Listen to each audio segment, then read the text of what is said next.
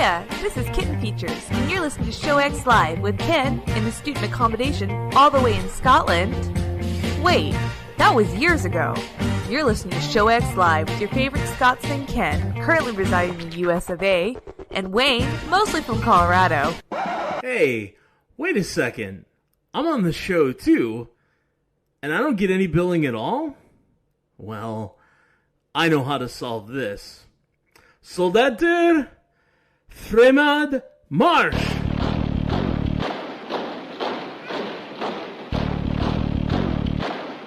You're listening to Show X with our favorite Scotsman Ken, our child of the corn Wayne, currently living in Colorado, and Todd, who now has an army of angry Norwegians at his back. Enjoy the show!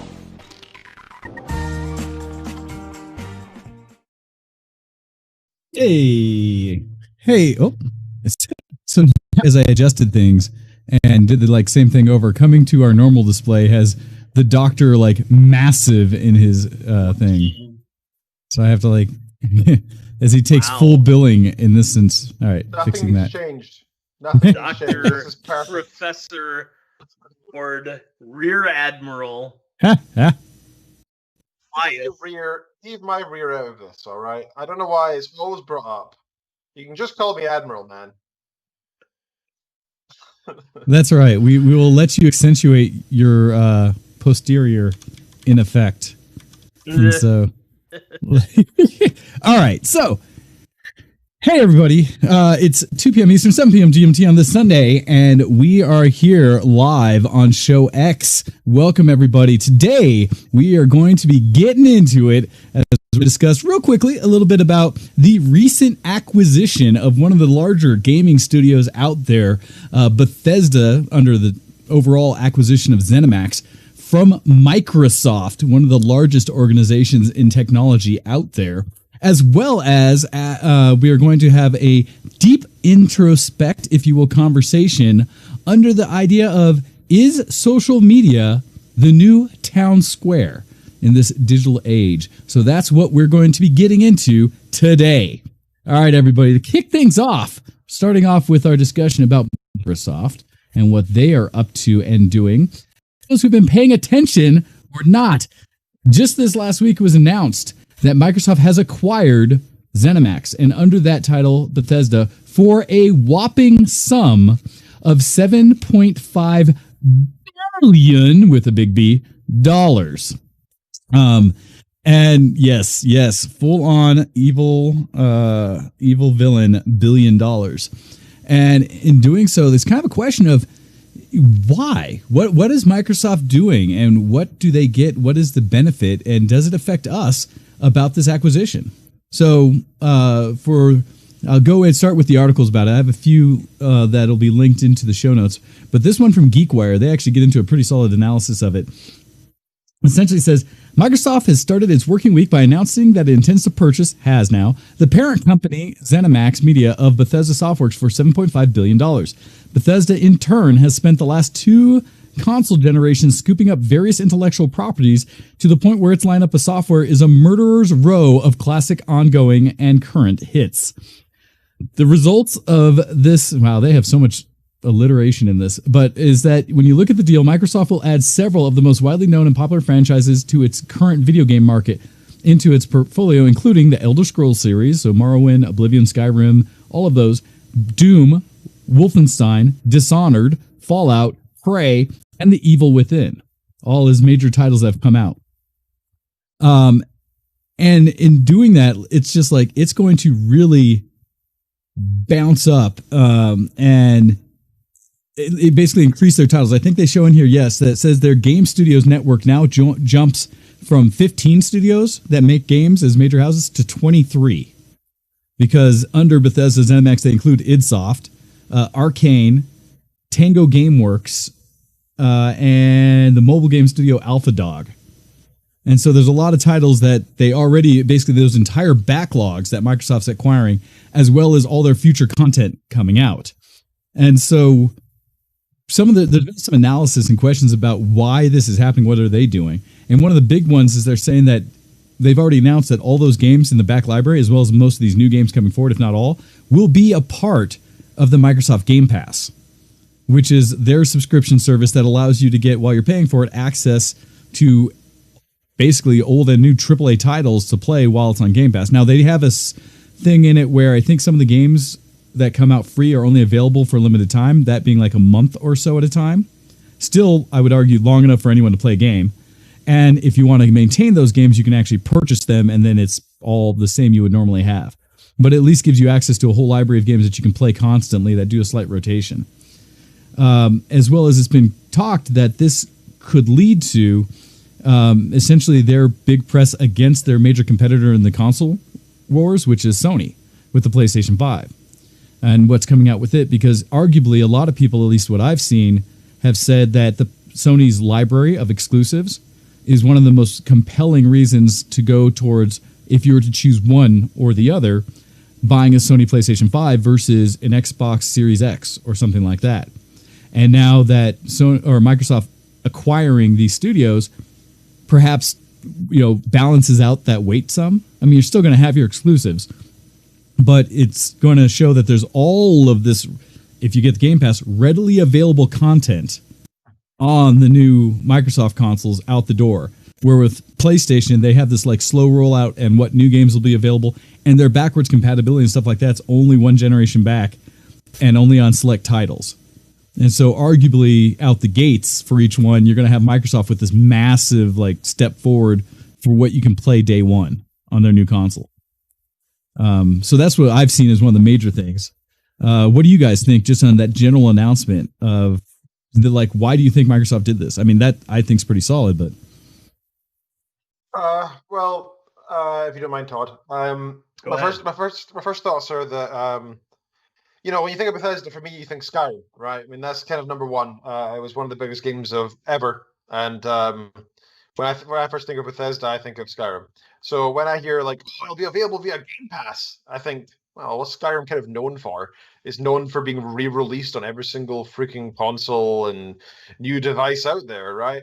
I mean, it's out on computer more than once, right? It's been re-released in different formats for different computer types and for VR, right? I mean, it's been re-released on PC 3 times if you think of it that way. And who doesn't already own Skyrim? In some form or another. Oh man, now I can stream it. I need to own it in a different format. Brilliant. This is what I need. No, you can have it in the superior control scheme, PCMR, and you can have it in the inferior control scheme, and you can play it on your Switch. And now you can stream it. It'll be laggy. Who doesn't want to have Skyrim but with lag? Oh God. Well, you can also play Blades. Here is making me glad. Whoops, that's a visual gimmick that failed. Sure is making me glad I bought this. Hey. Now, was that just one special editions? Or that's what Creditworks do, right? To Bethesda, their collector's edition game guides are the bomb, and I know I've said that probably 4 times. We have on the show, but it's really true, right? No, we've given them a lot of credit for when they actually put together a collector's edition of something. They seem to make it at least feel like it is worth what you're paying for. I think the only major missteps they had were the recent helmet type things they've done where they actually chinsed out. 76 bag. Yeah, they chinsed out on the quality long term. What they announced looked epic. What actually made it to market had some not so much. Yeah, that concessions were made. But still, that's my hope is that we get a Fallout 5 that's much truer to 3D Fallout. Yeah. Well, one of the things that was commented is now that they have Fallout, I guess is what I should say. Okay. And not that heresy that Obsidian made. So it's interesting, right? Because that's one of the conversations that's gone on. Some people seem to be very excited for the idea that Microsoft has Obsidian already, and that now with Bethesda coming in, they could remerge in some way how those are made. Because I saw direct comments to New Vegas and people saying, but I love New Vegas, and now we could get another something from that studio. I don't know. I guess I've got to play that game again. Well, that's the thing. This was good, man. It was good. I touched it and was like, but I thought it was such a step backwards compared to 3. Three was amazing. Don't get me wrong. I loved 3. The story in it. Oh yeah, of the Fallouts, 3 I spent the most time in, no question.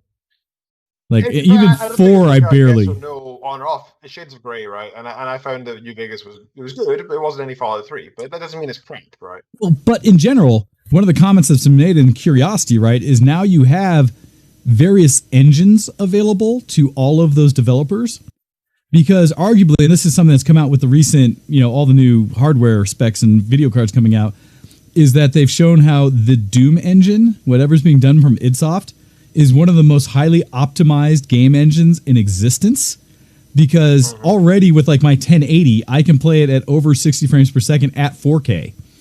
And it runs beautifully. And they've shown the new cards, it's like irrelevant. It's like anyone who's doing a Titan like measurement or a 3090 measurement in Doom Eternal is kind of like, you just want to see really high numbers? I mean, it doesn't matter at that point. You can game in 8K at over 120 frames per second in Doom Eternal. But nobody has a display that can do that. So does it matter? But it's kind of those things where, but the nice thing is, can you imagine, and I don't know why Bethesda hasn't done this before, right? A new Fallout game or Skyrim in an engine as optimized as the Doom Eternal engine, where you can now have what looks arguably beautiful, and maybe there's some scale issues of how big worlds you can do in it, but it's still, if they can take some of that and expand it so that you have something like a Skyrim that performs like Doom Eternal, oh my God, give me that. I think you're leading very well into the main point of what I wanted to bring up as well was, when I first think of Bethesda, I think of Skyrim. Which goes on to the main point of what are we all looking forward to, right? I don't know anybody who isn't, which is Elder Scrolls 6, right? It was when it was announced extremely early on with no details about whatsoever. People were still super excited because 5 was so enjoyable, right? And so was 4. Oblivion was fantastic. And so was Morrowind, to be fair, and you can go back. The whole series has been fantastic. So now 6 is still being made by the same company and, in theory, the same organization, but with new management.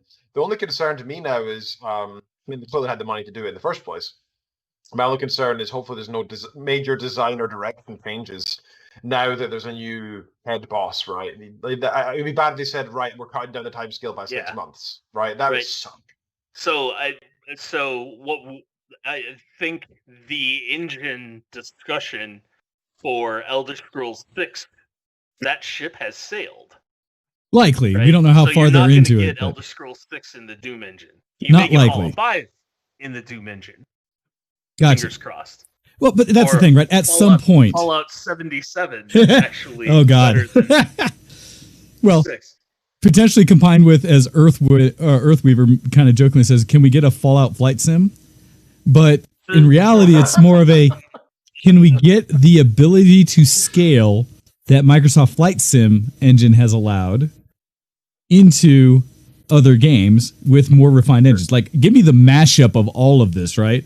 Something that they have a massive level of background and do all of that. It'd be wonderful. Yeah, I agree. That would be neat. My main thought when you back to the original question is were our thoughts on our initial thoughts on this. I hope it doesn't mess with Elder Scrolls 6. But you know what? 2 massive companies merging together. It's hopefully that means that they're not just going to cut down the amount of resources used to make it and then save more money in the long run. Hopefully they actually just try to make an even better game. Because if they go on the potential of what Skyrim, the legacy that Skyrim left behind, they have the potential of making one of the biggest video games of all time with number 6. They really do. Well, so yeah, we're talking about so far the good, right? What can come out of it, our hopes. But then a question I think comes right after that is, do you guys see any potential negatives?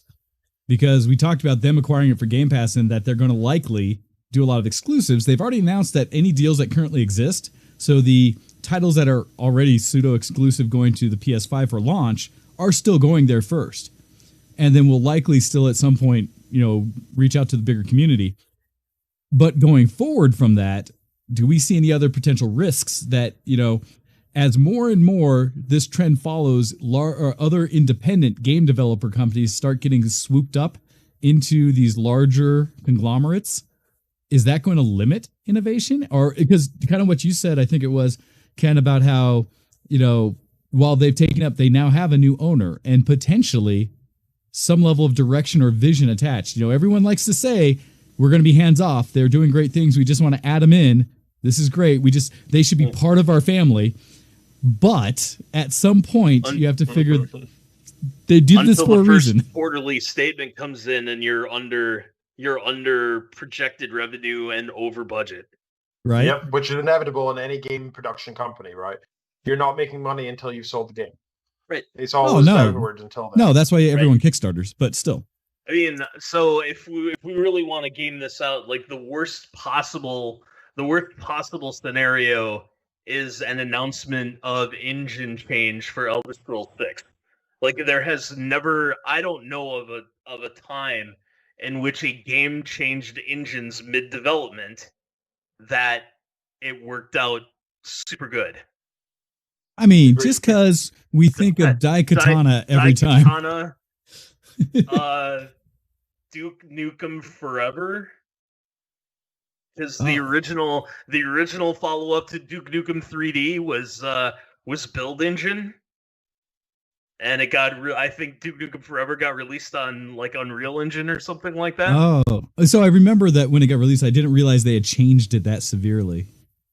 Well, yeah, because if I remember correctly, and again, this is kind of third hand, but if I remember correctly, the follow-up to Duke Nukem 3D was originally built on the same engine as Duke Nukem 3D.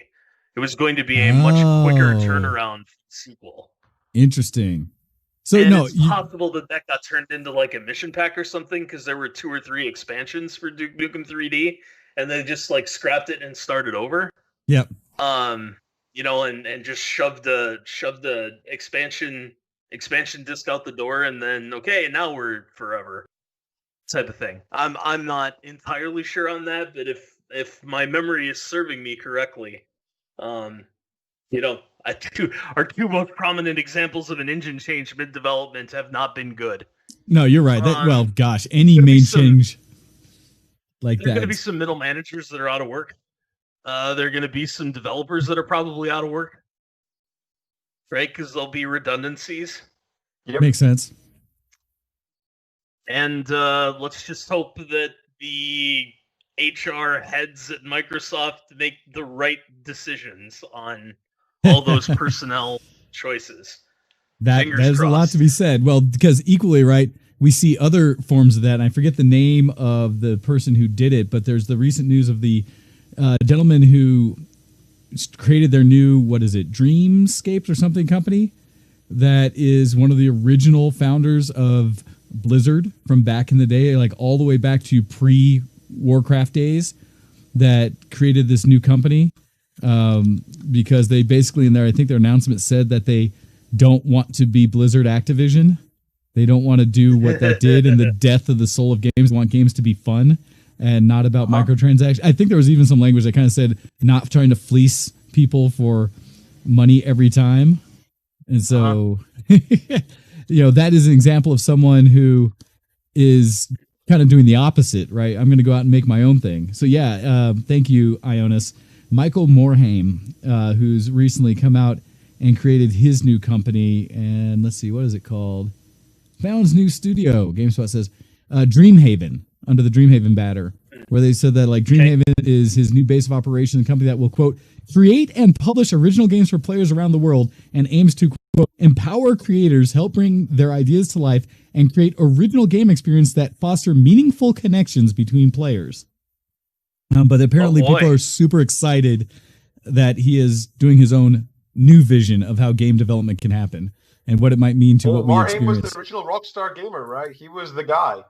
He was the face of Blizzard as well. I don't know if I would say original. Well, he is amongst the team. The most well-known and successful, let's say. Oh, at Blizzard Entertainment, sure. If you're going to talk about Rockstar game designers, John Romero is the first one. Yeah, you go back to the people who literally Rockstar game developers who took everything. Yeah. He would be the first one. I don't disagree with you at all, Ken. That Morhaime was the face for a long time. Like, no argument there. I just know your roots, Sonny. But yeah, but in a sense, like almost opposite of what we're seeing from this Microsoft deal, you have someone like Morhaime coming out saying, yeah, I've been there. I didn't like it. I'm going to go do my own thing here. That is basically another startup. Sure. But on the short list of people that you would think that could touch lightning in a bottle again, right? Who would you entrust that to? Todd Howard? No. No. No, was just very sorry, lucky, yeah. not so much. John Carmack, yes. Yeah, I would actually catch lightning in the. I mean, considering the number of times that Carmack Sama, Lord Carmack has caught lightning in a bottle already, I would trust him to do it again. Yes. And I think Mike Morhaime's probably at or near the top of that list. Like, I wouldn't trust Randy Pitchford. I wouldn't trust. Yeah, I mean, I think it's Carmack and Morhaime at the top of that list. Ed McMillan, the guy who made for Meat Boy and gotcha. Oh yeah, Binding of Isaac. Like, he's caught lightning in a bottle multiple times, but he's kind of only ever been an indie dev. So, I mean, the 3 names at the top of my list anyway. For developers or studio heads or whatever that had lightning, that caught lightning in a bottle once and could do it again. That's a completely understandable list, and I agree with you. Nice.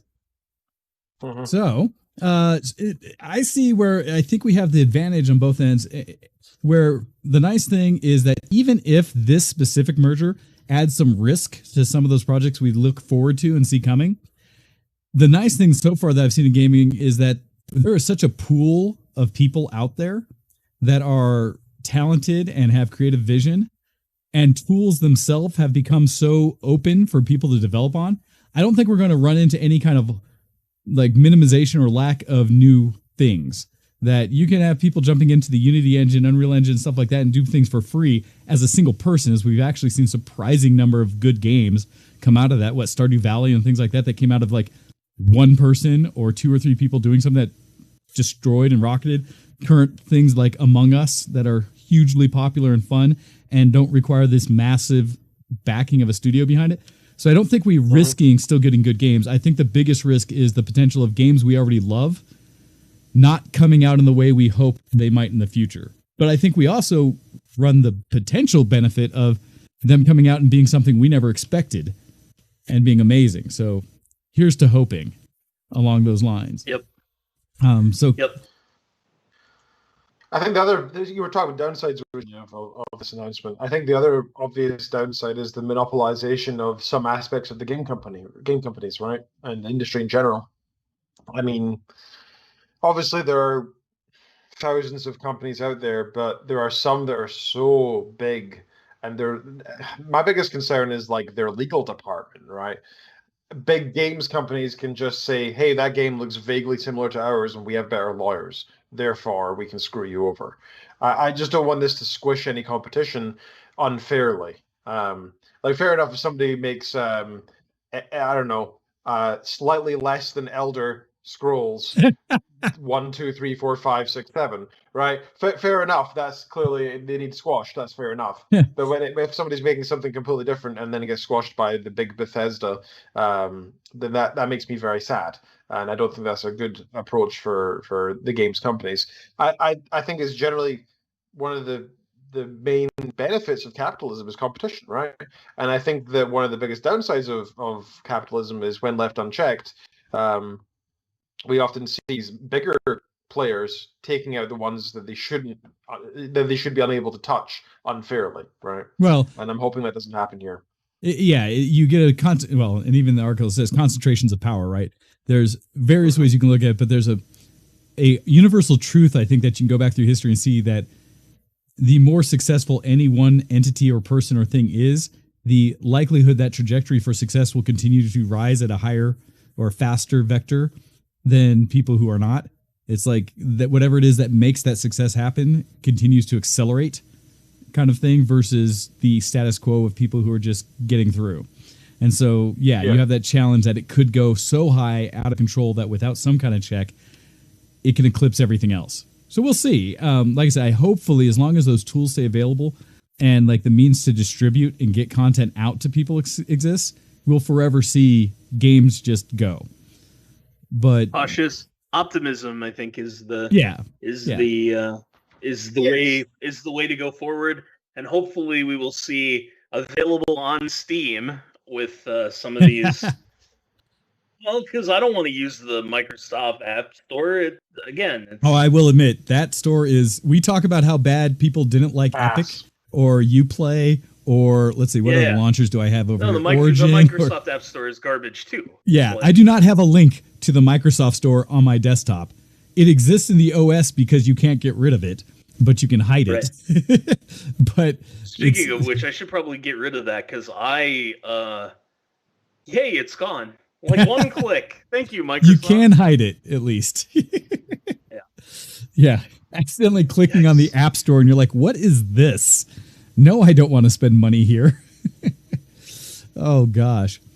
And, hey, fairness, Ionis, to being like a cautious pessimist, I think we need those in the world as well, because that's what helps us keep check. Because those of us who might live too much in optimism may miss some obvious signs that things are going off the rails where they should be checked and therefore not participate. So we need people to like pipe up every once in a while and say, hey, just so you know, they actually did do this thing that shows they may be going the wrong way. So I do appreciate that. But yeah. So on that note, as we were talking about what big companies can have an influence or effect on our entertainment and what we enjoy, I think we're going to shift over to our other main topic of the day. And that is to discuss the idea or the thought that is social media the new town square. So off of that topic, if Todd, you would do us the favor of explaining or kind of setting us up for this discussion of kind of where we're coming through on social media. So I think it's fair to say, live in a time of very great uncertainty and upheaval, not just in North America, but in Europe and also in parts of Asia, more specifically China and most specifically Hong Kong. And given that in these areas there is no guarantee that a public square is going to be available, and to shift the focus back to America, that position in the public square is guaranteed to you as a citizen of the United States. I guess the question is threefold. One, is there a need for a virtual town square that in theory everyone would have access to, or everyone that has internet access would have access to?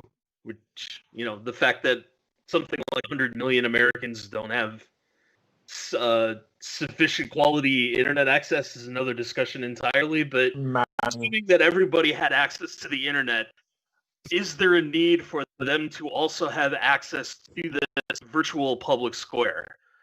Number two, if there is a need, can the current set of tech monopolies provide that public square in all of their various forms? So not just Twitter and not just Facebook, but Reddit and Instagram and Snapchat and all the various flavors of social media out there.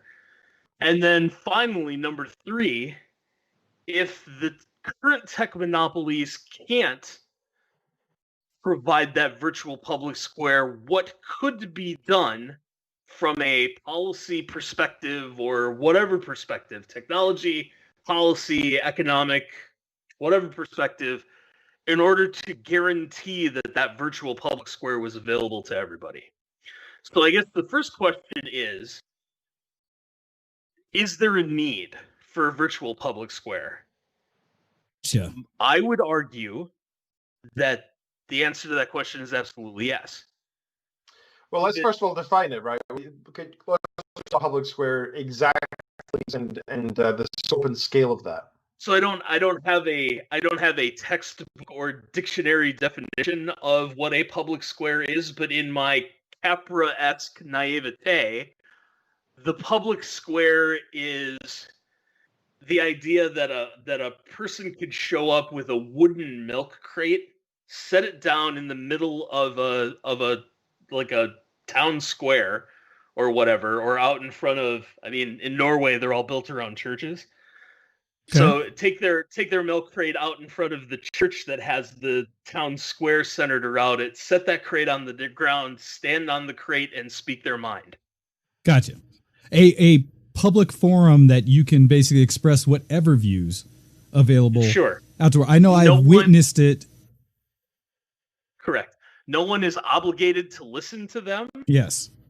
But if people do come and listen to them, and that person is charismatic enough and compelling enough and speaking to the needs of the public at large that maybe lots of people have been thinking about, but nobody's said, or something along those lines, that, you know, and a crowd of people could organically come around and ideas could be shared, and maybe it's people who disagree with the speaker, and there's a respectful dialogue or a competition of ideas that happens, you know, sort of in view of the public, and at the end of that, the participants give a firm handshake and say, I disagree with you, but I respect your right. Admittedly, I hear that, and I feel like that's required, though, right? Well, I feel like I was going to say, in practice, I've never seen that in a public forum,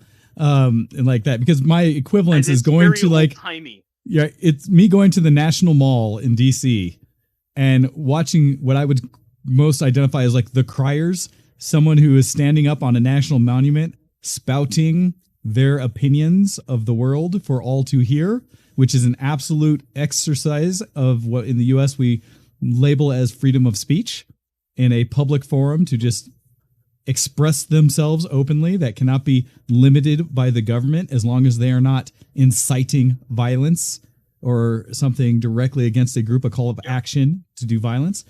And so I've seen that. And in my personal experience, I've not seen a discourse so much as, if it is an interaction between people, a competition of volume. Yeah. At that point, like, no, I'm not going to listen to you. I'm going to drown out your opinion. Okay. But I do in an ideal situation, I agree, an environment where opinions, thoughts, whatever can be expressed freely, regardless of their content, essentially, right? I think it means that no matter your country of origin, no matter your race, your gender, your age, or any other thing that you're born with, any person should have the right of being able to speak their mind in the public square. And in our case, the public square is, of course, a metaphor, right? We're talking about online social media. So we're saying that, be it Twitter, be it Facebook, be it Pinterest, Snapchat, Instagram, whatever, right? Twitch chat, you should be able to stand up and speak your mind. Now, we already point out some allowances, some boundaries, some constraints upon that, in that there's no such thing as really there should be, because true speech includes, for example, Nazism, racism, extreme sexism, any extremist viewpoint, right? The point is where we draw the boundary, and that's the very difficult thing, because if you talk to certain people about gay marriage, for example, they would argue their religious freedoms are more important and they should be able to express that. Other people like myself would disagree with that and say that should be illegal, right? So drawing those lines can be very difficult. But I think we're at least in agreement that what we're talking about today, it does mean that a town square, somebody can express their opinion, excluding racism and excluding calls to action against minorities of any sort or any repressed class. I would agree with calls to violence of any type. Yes. Right? So any call to violence. I'm not entirely convinced that letting an idiot, or maybe without putting a judgment like that on it, letting somebody whose values I find morally repugnant have their say is a bad thing. Would I feel bad if Wayne was stuck in a situation where he had to listen to it and couldn't get out of that situation? Like, if you're going to if you're going to straight Clockwork Orange someone, then that of course is awful. Okay, so here's a perfect example. If somebody wanted to talk about race and IQ, okay, right? It's a garbage argument. I hate it. Right? I hate that argument. But who are we to say that a person who really believes that there is some validity to that? Yes. Well, let's not call it science, but well, okay. I don't know. What do you want to call measuring big five psychometrics? Who haven't? Well, okay. You could say who have interpreted whatever facts they've put together in such a way that tells their narrative. Whatever. Right. Okay. Right. So, and if a prominent media person wanted to talk about that stuff, like, it's offensive to me. Wayne, I assume it's offensive to you.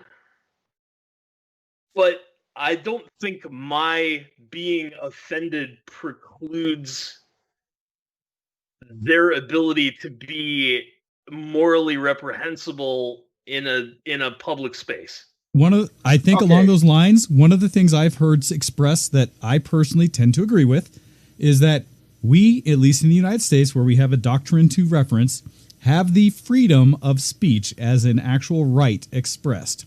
Nobody has the freedom to not be offended. That does not exist as a doctrined thing. Okay, I'm just saying that, right? That exists as what is legal, what is binding, what is considered or called out as freedoms. Here in the U.S. and arguably somewhat across the world, I think there's a certain level of agreement there. With that in mind, to an extent, I mean, freedom of speech is definitely differing. I mean, even between my own home country and here, if somebody stands out in the streets and starts proclaiming the topic that Todd raised about race and IQ, they'd be arrested. It is against the law for them to do that, because it's not about freedom of speech at that point. That's scientifically provable. They are definitely, it's not an opinion, they're definitely wrong, and they're claiming things that are incorrect, but that's not the part where they're breaking the law anyway. That's just more of a factual thing I wanted to mention.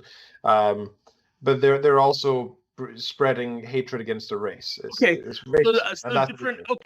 Different example. Let's talk about something that has scientific basis behind it, like rapid onset gender dysphoria.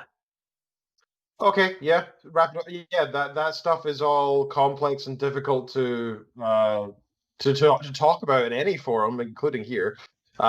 Sure. Because there's so much controversy and there's people who have so many strong feelings around it for good reason, right? You said a couple things there, Ken, that I will at least to advocate for what I believe Todd is reaching out about that discussion, because I've seen examples of it discussed in various forms.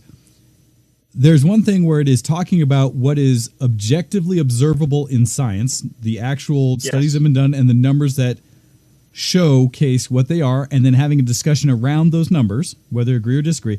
And what I heard from you is that statement, what makes it potentially difficult is people having very strong feelings about the analysis of that scientific data. And there is potentially a couple levels of how you can approach that piece of it in this situation, like Todd just brought up about the gender dysphoria discussion, because that is a legitimate scientific thing that's been observed. And then there are aspects that people have talked about their experience with anecdotally, or their interpretation of the whys behind what could cause, or whatever what you see practiced by groups or in society, or experienced by groups and societies around those issues. And so that's a challenge, right? And that though, from what I see, doesn't necessarily set a standard for whether you should be allowed to bring that conversation up in a public forum, which is what I believe, Todd, you're kind of discussing about what should exist and whether it's out there kind of thing, versus whether the way it's discussed could potentially be derived as being hateful or inciting for some kind of action of violence or such, or discrimination or something like that. The concept when we're talking about town squares, we're talking about them in the abstract, right? This is the abstract concept of a person going up and saying, hey, I just studied 15,000 teenage girls, and the rate of transition in areas where one person has already transitioned is 70 times what you'd see in the regular population. Right? Yeah, it is an observable number based on a study done and observations of groups. Right. And then again, in the ideal world, if you wanted to take a look at the methodology and criticize the methodology or criticize the conclusions that come from it, or if you'd want to say that, well, the rate of people identifying as trans in the general population is way lower than it should be, or that you shouldn't take the already existing mental health issues that also accompany ROGD. Like, we shouldn't be taking those things into account, even though they appear to be correlated based on studies. Right? That's fine, right? In the ideal case, like, you would be able to attack or interrogate, I guess is the best word, the research from all of those vectors. But I'll go one step further. What if there's a researcher who's doing research on this topic, can't get their work published, and wants to go into the public square and tell everybody not only that they can't get their work published, but why they can't get their work published, or why they think they can't get their work published? Okay. That's a big key, and I think you've said it right there. First of all, we have to think about the biases, right? There are people out there, and I've seen this in political sciences as well as other ones. As well as the true. I'm not trying to belittle any science here. Please don't think I am. As well as the truer sciences like physics. Like, I'm not a physicist either, so I'm things that are a little more power than my own. Things that are a little more objectively observable, or can be more easily quantified and recreated, because math's built upon other knowledge. Well, things like maths that are a little more concrete versus some levels of having to observe action and reaction and interaction, which can be a little levels harder. Of abstraction. Right? I'd say even math is a level of abstraction. Physics I would say is probably the truest science in that. A certain level of concrete representation of any science versus something that takes a little bit of potential leap of faith or understanding in a different way. Right. Or leaning on directly on existing understanding. Admittedly, it might be you have three guys here talking that have engineering type backgrounds and thoughts, and so we may think that certain levels or types of science we understand better, and that's why you may hear this from us as what we consider more concrete. Where no, that's not my point. My point. But I'm just saying, I'm caveating in the sense that there are those who might say, but this science over here is equally concrete. I think the three of us just maybe don't have that direct, like, we don't study that. And so maybe we admittedly might miss the concreteness of any science that can be hoaxed, a la so-called squared. Well, so anyhow, not to derail you too far, Ken, but continue. My point is the things such as psychology and gender studies and anything that involves the human mind are incredibly difficult things to study. Right, and I'm not talking about the biology behind gender dysphoria and such. I'm talking specifically the psychology. Sure. That is a really, really difficult thing to study because, there was a fantastic meta study that came out about psychology in general. I think it was 4 years ago, that covered something like 500 of the most prominent studies that exist in psychology today and tried to recreate them, because any scientific test should be re-verifiable. You should be able to do the test again and have the same results. Yes, any group should be able to separately. Yeah, they should be able to or separately go verify doing the same kind of test and get equal kind of results. And they often found that was nearly impossible with something like 70%. I cannot remember the figures, right? A high percentage of those tests were not verifiable because psychology is inherently incredibly difficult. Now, that's not me crapping on the field of psychology. I have so much respect for the field because I've talked to many psychologists who, have PhDs in the field, and their rigor that they follow is extreme, right? Because it's so intrinsically difficult to study the human mind, and there's an impossible number of factors that vary each mind to mind, right? If you take one person from Middle-Age Europe and another from primeval China, and then one from modern-day South Africa, do you think they're going to be re-verifiable in any which way? No, everyone's going to act almost like different. I don't want to be like claim they're different species. They're not, but they're going to be so drastically different that it's incomprehensible, right? So most of these studies can't be reproduced in an easy manner, and in fact, often show different results, usually due to cultural differences and such. So my point is not necessarily that all these studies are terrible and shouldn't have been done and whatever. I'm just saying that these fields are so difficult to comprehend, and even the top scientists in these fields struggle to have results which can be written down as factual and proven. Instead, it's more like these are observations of which we have found. When we did this study, this is what we found. And that is factual. That is true. Like when we studied those 5,000 people in England, we found this. That doesn't mean that all humans are like that. It means that group, perhaps just in that culture, perhaps of that race and age group and gender, right?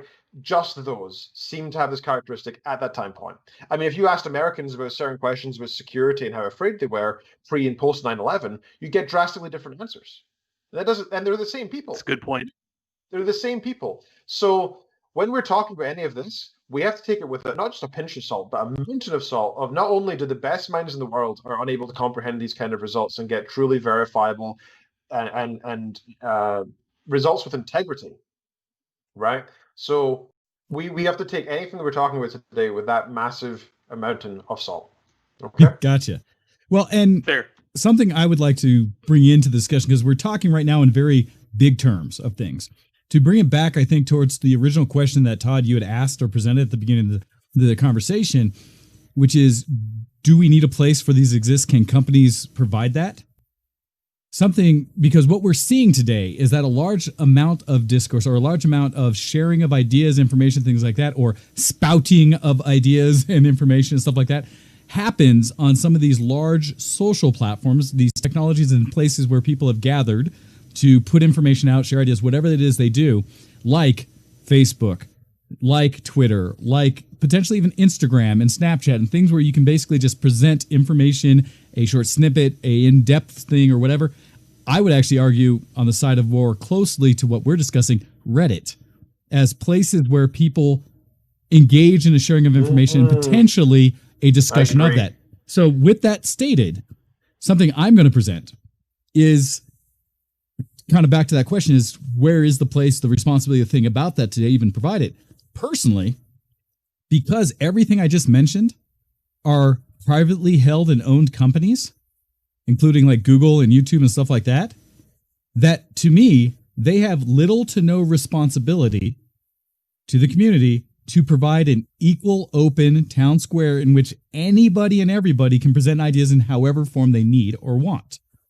Because them having a presence where a lot of people choose to engage and provide that kind of discourse doesn't mean that they are somehow completely abstracted from it happening. They actually are running businesses where they get, in many cases, ad revenue or something like that to generate funds for their stockholders, because they're inherently companies making money, that they have a responsibility to their employees and to those who have invested in the company to turn a profit and make sure the company stays alive, basically, and keeps growing. That's what they're there for.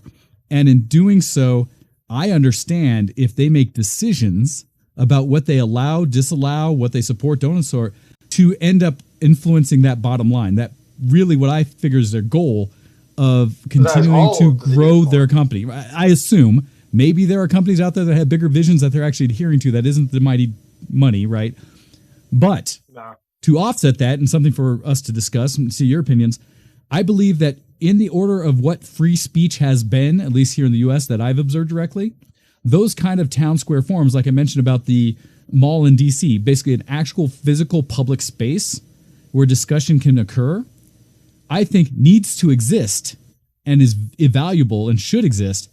And to allow that, I would recommend, although here's a challenge, right? Because where I'm going to put this is still a place that's potential to be rife with control, is that I would hope local government entities, communities, things that are paid for by the common tax dollar would provide a location for that to happen. Meaning I could go to my local, be it non-generate money organization that is meant to create a space for society to work together, my local government, my state government, county's government, up to the federal level, to provide a space that is like, if you will, a Reddit or something, that anything can be said and done because that's the public space and they're not monetized. This does exist. How dare you beat me to the punch? But this already does exist. But I say this... Where? Universities. Where? Really? Our university... Well, so the question... So here's... And I want to hear more from you, Ken, about this, because from my opinion, in the United States, universities... That's a different thing entirely. Well, that's why in one location. That's why I'm specifically talking about this, because while we thankfully have a worldwide audience on ShowX, and we try to keep that in mind as we speak about things, my personal experience, and I know a lot of Todd's growing up experience, has been based on the U.S. condition, the U.S. system.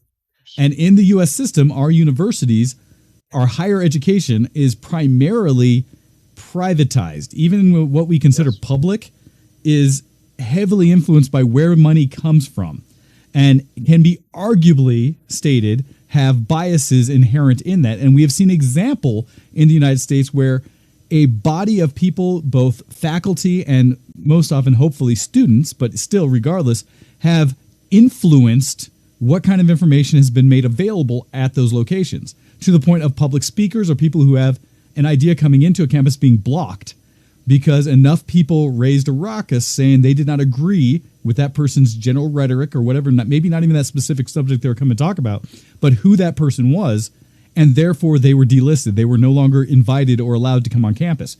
So I can say from what I have witnessed in the United States, and truly open, even free location or space to just express any ideas, no matter how morally objective they may be or negative or something, doesn't truly exist in a way that is neutral in the U.S. that I have witnessed, and especially as we talk about a digital platform. Now, Ken, you're going to talk about university. So, from your perspective in university, what do you see, or what have you witnessed? So I need to be careful here, right? I am employed by university. I'm not going to try to. Speaking about, I want to make that clear, right? I'm employed by university.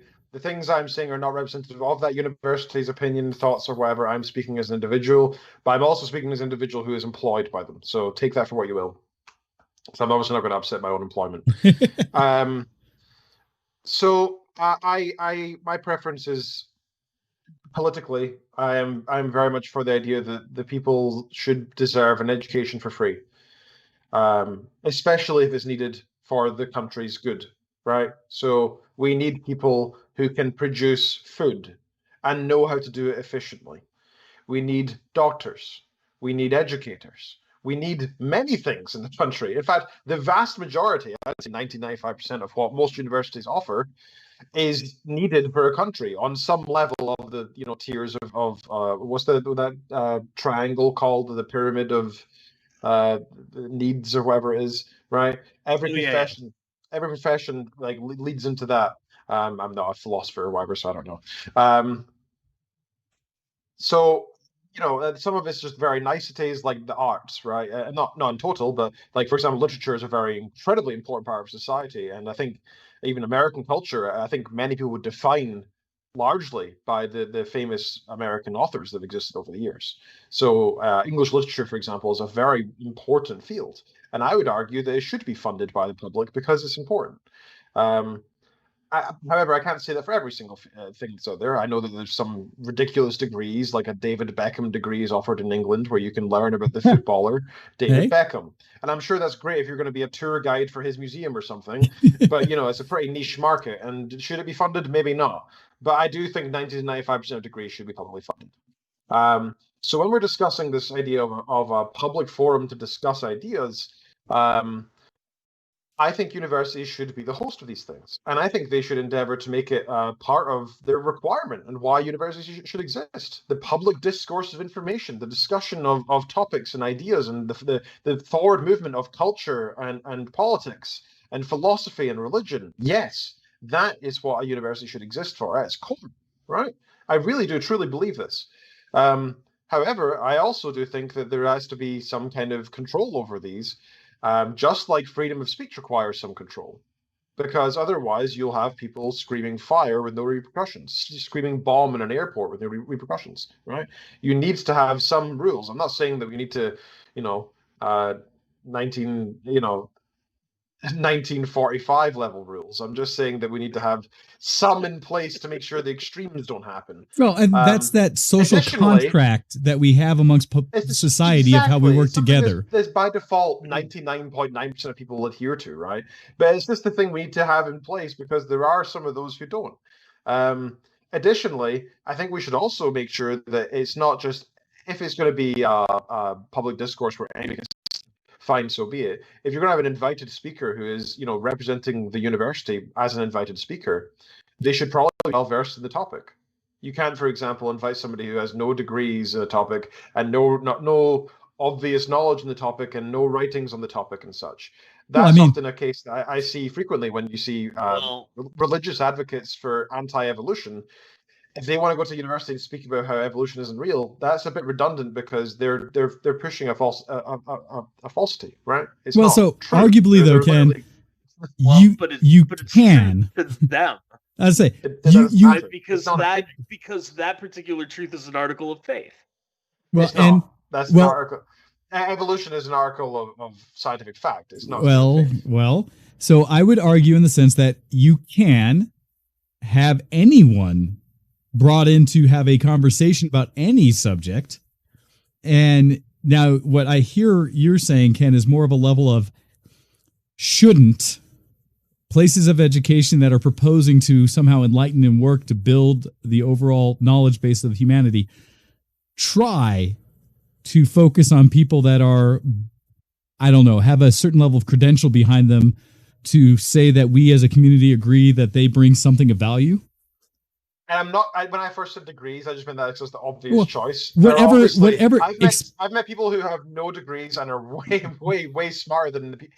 I've met with a degree, right? And that's why I'm saying I'm saying that you're having some group decide that this person has merit, a reason to come to conversation here that we support. In essence, I would say, but there can be value in just allowing the discussion to occur as long as you're actually enabling that discussion. If you just have any Tom, Dick, and Harry get up there and spout whatever they want that you have now sanctioned without any check or option for someone to come in there and say, you could talk about the value of that engagement. I don't know if there should be a rule to say you can't. Leaning towards what I think, Todd, you're saying about that general town square concept of places for people to voice whatever they want. That's why I divide it in two. You can have an invited speaker, and that's one thing, but I wouldn't invite somebody who doesn't know what they're talking about. That's all I said, right? But separately, you can also have these group discussions where you can say, hey, we're going to invite 50 people into this room to discuss this topic. First to get a ticket comes, right? Fine, so be it. That's absolutely okay. And that's really important as well. I'm all for that. My point is just that if a university is being represented by an invited speaker as an institution of learning, education, science, and culture, they should be able to choose who they invite, and that's okay. That's fine. Yeah. Sure. Obviously. They should have the ability to pick and choose who they invite. I would agree with that as well. That I totally agree with. Okay, so to put a quick pin in where we're at, since we just hit our good hour mark, and so that people might have an opportunity to refresh themselves for this engaging conversation, we're going to take a break. And I invite all of you out there to take a moment if you want to express. I love how much discussion we're having in the chat, by the way, guys. Keep it up. It's awesome. It's blowing up. Yeah. But please feel free. If you have more information or things you want to share and you have a thought you really want to engage on us on, feel free to write an email in and give it to us at VtWShowX@gmail.com. I'm about to, when we come back from the break, read one that's not directly attached to this conversation, but I'll give it out his dues to cupcheck/happydude that sent us an email in. But feel free to yourselves as well do it, as well as we will try to make sure we keep reading the comments in there, because I appreciate like the discussion on university and such that Babs put in the link he has about where money comes in and how that can influence things on whether what is available from university, especially here in the U.S., things like that. I love this conversation. So we're going to come back. We're going to take a quick break. This is going to be about just under 5 minutes, so like 4 minutes and 3/4 there of a OC remix song. This one, I thought it was appropriate just by name. Take the snark with it, but it's a Darkwing Duck remix called Playtime's Over. And so we're going to listen to this song during the break. And we'll be back right after this to continue the discussion about town squares, public opinion, what can be expressed and where, today on Show X. So we'll be back right after this.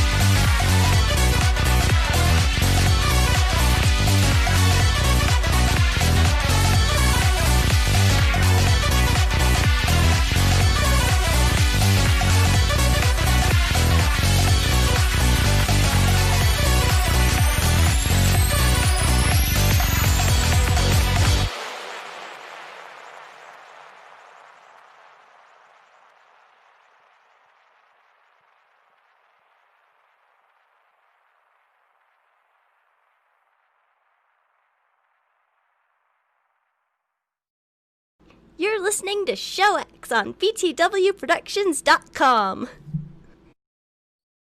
Hey, everybody, and welcome back to the conversation. So, just kick things off because we love your participation.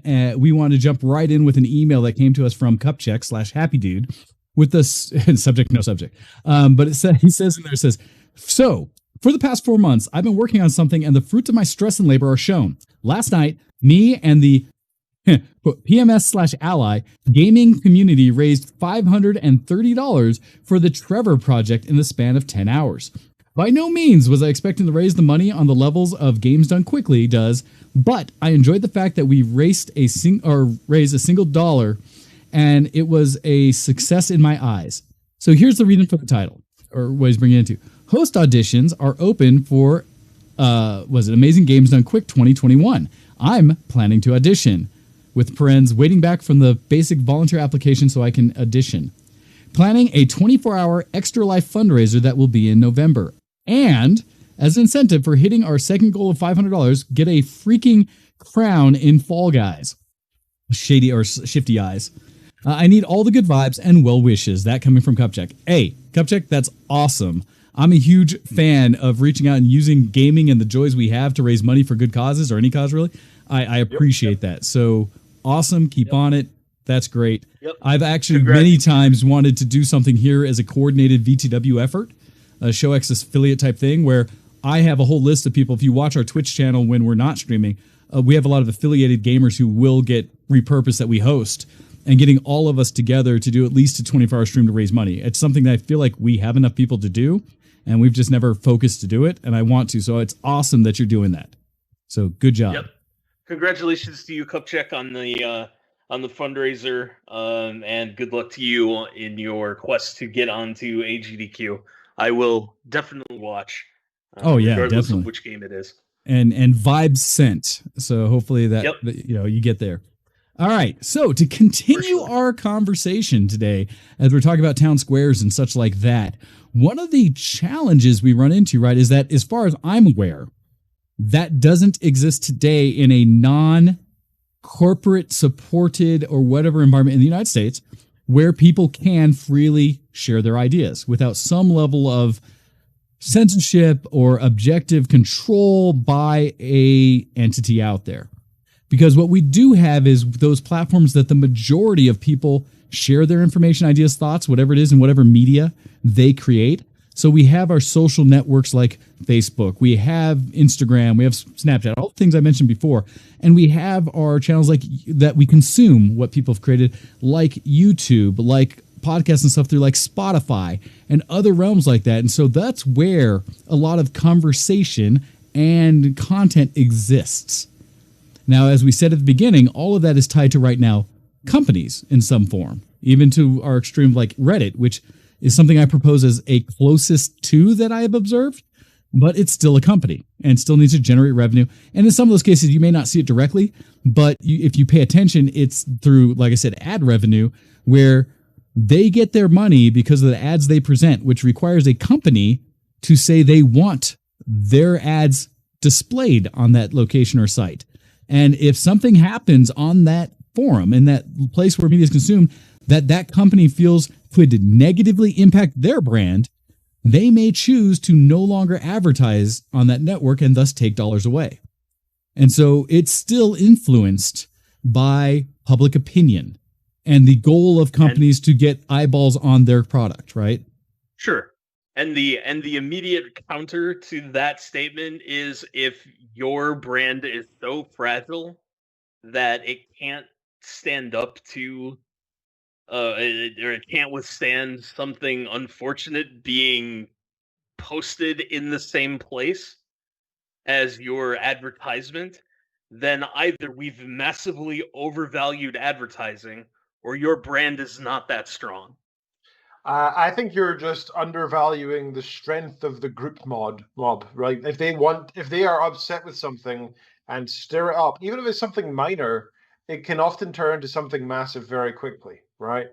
And well, we talked about it on an earlier show about commenting and how that can get out of whack on game reviews and things like that, that mob mentality of downvoting things. It's happened just in the announcement and the release of the new series of cards from NVIDIA, where on sites that you can go buy them like Newegg, most of them are getting 1-star reviews because people are basically saying they're not in stock, so this is garbage.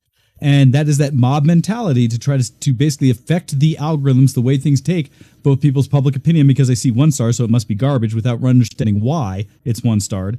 And what may show or not show up in search results, because a lot of the algorithms are based upon making sure things that have been vetted in some way by a community rise to the top. And so it does have an impact in some way. I understand what you're saying, Todd, about kind of that argument that build a strong enough company, it can withstand some potential negative association or interaction. Also, I would argue that the mob is not nearly as big as the mob likes to LARP that it is. Oh, I openly state that majority of what people experience online is a vocal minority. And when I say that, I mean that extreme to me is highly vocal, very small minority group. But because in general terms... misphrased it. That's exactly the point, though, is... If you have one person shouting very loudly racism, that will be a lot louder than 100 voices saying poor UI design, right? Well, or not saying anything. Course, that's the thing I'm going to is that in my observation, and maybe I'm wrong, the majority of people who in some sense are generally content with their existence in life don't say things, don't make noise, because for the most part they're like, wow, that person seems awfully incised by whatever they're saying. I'm generally all right, so I'm going to say one thing or no. I'm going to agree or disagree. I'm like, whatever. I'm not nearly angry enough to pile on to that ball of neurosis. Hey, the three of us here are absolutely the minority because we like to make a ruckus, right? We to like a degree. No, I will say we are weird. I will say I fall into the category because while I will voice my opinions to agree on the platform we provide, action beyond that is limited to some degree. As much as I care about certain subjects, I've had people listen to me have conversations about my ideas on politics and more the systems behind them and how I think we could work to better encourage systems that will have better effect for what the public wants than minority of very influential people. And they come to me and was like, holy cow, Wayne, why don't you run for office? I'm like, holy cow, Wayne, why don't you run for office? Because I don't want to expose myself to that level of scrutiny and the kind of, discourse you run into or the kind of attacks you run into for anyone who puts themselves that far out, right? Nothing I've said I'm so willing to literally fall on my sword to put myself in that position. And I talked about that before, right? When the last time I got my clearance re-upped, and they laid 10 years of my social media history in front of me and asked me to answer for it. Like, we don't like this post. Why did you make it? Oh, man. Because it looked like my current cell phone provider was going to get bought out by AT&T, and AT&T is hot garbage. Right. And, it was 2010, and I thought I was going to be out of the country by 2012, so I didn't think that we'd be having this conversation. Well, the idea that you are in a way not allowed. It's a bad move, right? But that's the thing that you can get scrutinized to such a degree. I'm aware of that. It keeps me a little bit more aware of what posts I make, of what I say on the show, even, right? I'm expressing opinions, but am I telling you guys my exact political opinions about things? Not likely. Because there's repercussions to my speech. And so I encourage the conversations up. But knowing that, I'm not going to put myself out there. So I can understand why there's a large number of people who, while they hear the noise around them, don't actively engage. They don't want to be targets, or maybe they're just not so extremely opinionated about something that they're willing to put themselves into that conversation. And in this environment, if the mob comes for you, either virtually or IRL, yikes. Well, and we've seen some direct examples of that, right? Notable people being, as one of the terms today that you often see as the action associated with a potential mob mentality. We've talked about in the past of that cancel culture kind of concept, as in a way you can observe action to someone's disagreement with views or whatever, somehow a person or a company or something. It's a difficult thing, right? Because we kind of need that as well. I mean, as much as I hate the idea of, okay, here's an experience I had, right? How many years ago? It was 2014, so 6 years ago. I was returning a book to the library with my wife. Okay. And the library was closed. We lived in quite a small town at the time, and when the library is closed at the weekend, you can drop off your books at the pool next door. They have a little collection area for books because it's a small town. They're everybody's friends, so that's all fine. So I went into the pool. My wife went into the nearby store, and I went to go return these books. And, I'm walking over I've got like 5 books in my bag for me and my wife, and I'm just putting them all into the receptacle. And I turn around and I look at the pool because I've never actually been there before. So I sort of glance over to see the size of it. And I see this group of mothers standing there, arms folded, glaring at me. Huh. Because I am a young man in an area where there's lots of children. And I'm alone, right? So the immediate thought for them, and I get it, right? Their immediate thought is protectiveness. Is this a predator? Is this some guy? Why is he here? He's not got swimming gear. Why is he here? They might not have seen me put the books away. I don't know, right? I'm not going to try to defend them. It made me feel very uncomfortable, right? Because I thought, like, clearly I'm being assumed, something's being assumed of me here when it shouldn't be, right? I had no ill intentions, obviously. I was there doing something completely legitimate, but I was in an area that you would be placed under suspicion as a young man who is statistically most likely to be a pervert, like of all groups, right? A young male is the most likely. They were wrong in that instance, right? Even if they're statistically right, it doesn't make it okay, right? They were wrong to assume that I was up to no good. They should be wary. You should always keep an eye out for weirdos and stuff, of course. You should always be a good parent. But it's also a different thing to actively turn and glare and, like, eyeball people for walking into the wrong pool. Now, that being said, that kind of thing is pretty rare, and Todd's killing himself laughing at this. Go on. No, I have the worst joke. Okay. I have the worst joke. It's so bad, and I'm not going to tell it now. But I'll tell you after the I don't. I just. For our Patreon members, the extended content. No. Yeah. Right. VtWShowX After Dark. Right. Show XXX. Not that we haven't done that before. The point is that the social mob, the mob can make a decision that is entirely incorrect, right? There was no basis for that opinion. It was based on poor cultural norms, right? And they were wrong to think that. And if you happen to be a victim of the social mob when they have the wrong idea and the wrong facts or whatever, then you could be your life could be screwed over entirely. And I get that, and I understand that. However, some places, for some reason, like the United States, it's actually legal to be racist. You can legally be racist and speak racist things. And the only thing we can do is have a social mob because that's the only justice that exists now. For some reason, it is legal to stand up and scream profanities in the street towards racial groups, for some reason. That's acceptable. Instead, we need the social mob to say, that is not acceptable. You will never be allowed in my premise of work or my premise of home. I will never allow you in my social group.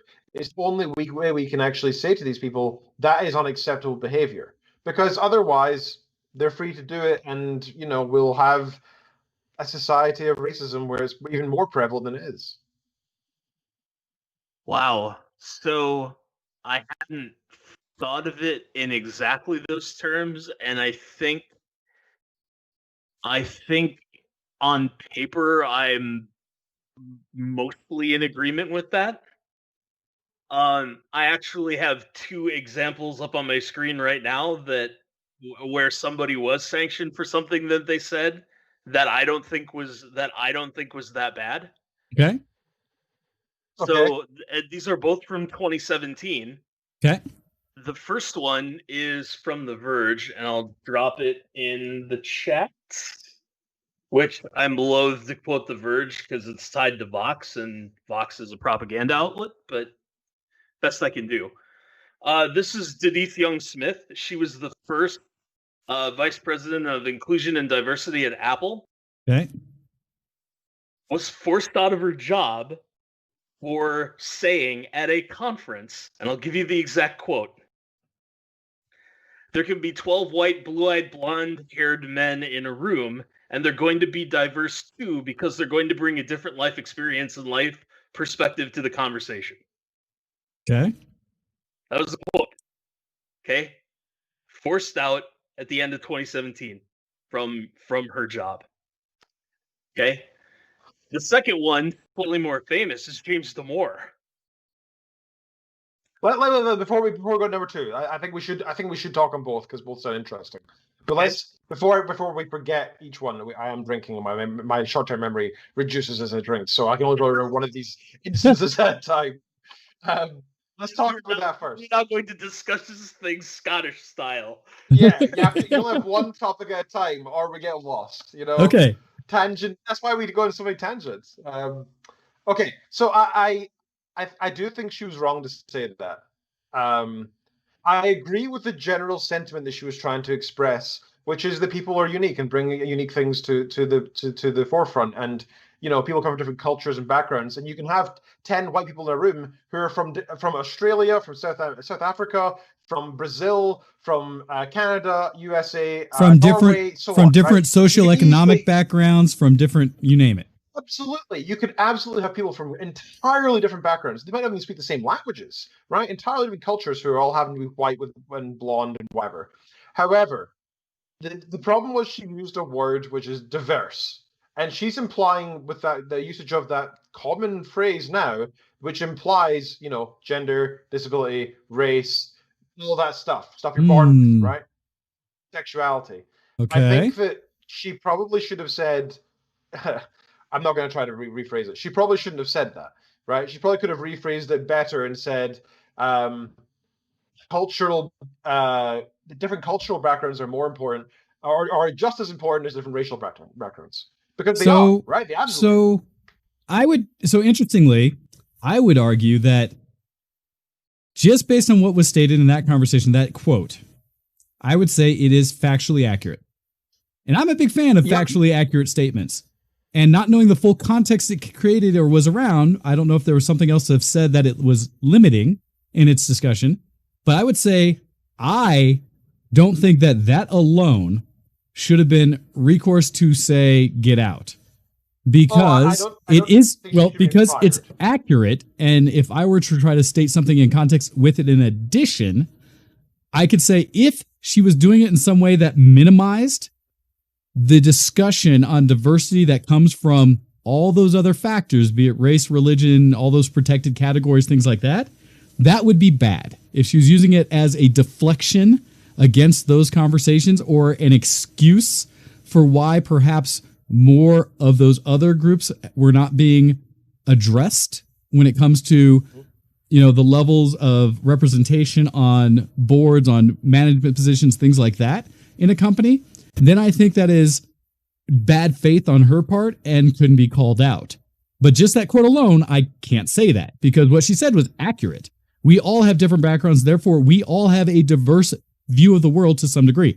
If it was limited to saying somehow, thus a board of 20 white people will be fully aware of all diversity, then that's also factually incorrect. That's self-evidently false. Right? At which point, then you could say why that might be enough to question somebody's role in that company, that they may be presenting a certain, look, I am a person of color in a diversity role, but I just basically created the narrative that, it's totally okay that we have people of this very minor group representing everyone. That would be a problem and therefore get out. But if it was just that quote that we heard, I can't support that being the reason to knock someone because I will not accept personally that, like you said, Ken, that there may be a current social overload in the term diversity because what she said was language accurate, definition accurate.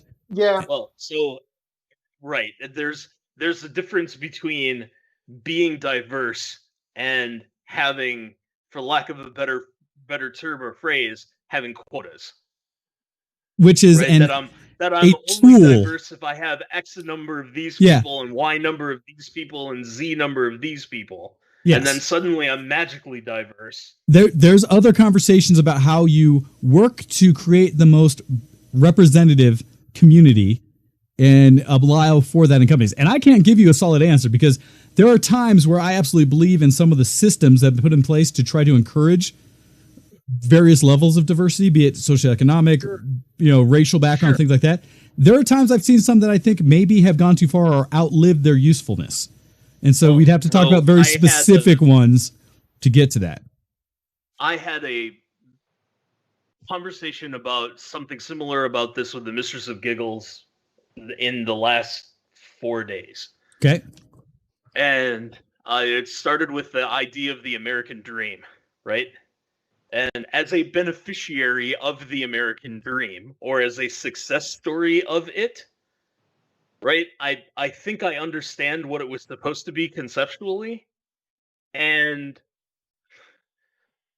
I'm going to try to explain this, and I'm probably going to fumble my words. I don't mean anything by it other than to explain what my concept was. So, post-World War II, right? The boomers get born. The American economy is largely blue-collar, right? Those people work blue-collar jobs. They move into the middle class because of the socioeconomic and political climate of post-World War II America, right? Those people had kids, Gen X, right? And some of us were the first people in our families to go to college. And me as one. And then we ended up getting white-collar technical degrees, right? So I didn't fill the job that my dad had, which was a blue-collar job. And so, in theory, there's an opening for a blue-collar job that then could have been filled by somebody else. And in the case of this argument, I said, could have been filled by black folks, right? Whereas the path that white post-war America followed, that because of the political environment between 1945 and today, really, black folks or Latino folks or people of color, I guess, couldn't have followed at the same time, could have followed later. Do you get what I'm saying? So, like, the generation that was Gen X would have been largely people of color working those blue-collar jobs that then would have had kids that would have been the first of their family to go to college and so on and so on. Like that kind of, like it would have lagged. Like the same path would have been available, but would have lagged by a generation because of a natural market forces. Okay. Right? But because because the economic and political climate changed in 1973, that second part never had the chance to happen. Like the whole economy changed, all the manufacturing jobs went away over 25 years. So there were no blue-collar jobs to really take except for trade skill jobs. And the American education system's always done a garbage job of figuring out who'd be best for a trade skill job and to put them in those spots. So there was never this natural evolution of taking a group of people, getting them into the middle class, and then having the economics, having capitalism work for them. Okay. That I mean, I'm kind of weird. I think I understand to a point what you're getting at. That so the problem I have is this is one of those issues that when we especially get around in the United States, specifically racial inequalities and some of the things about where opportunities have existed over time for groups, the idea that there's been a narrative press that those opportunities through legal action have always been turned into an even playing field, if you will. And that there's a disparage in necessarily where everyone has gotten to start on the plane to play.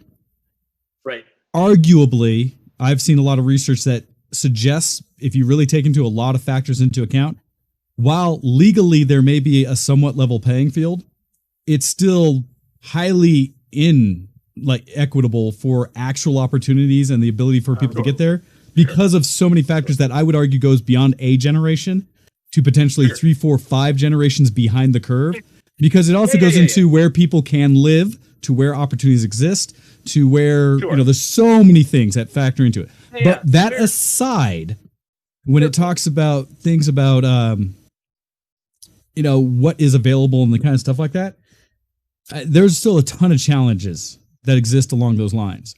That I don't think we have the time or depth to get into what causes that. So, but if we were to distill that discussion, if we were to distill that discussion to what you said you observed about kind of where those disparities exist, what is kind of your point to that?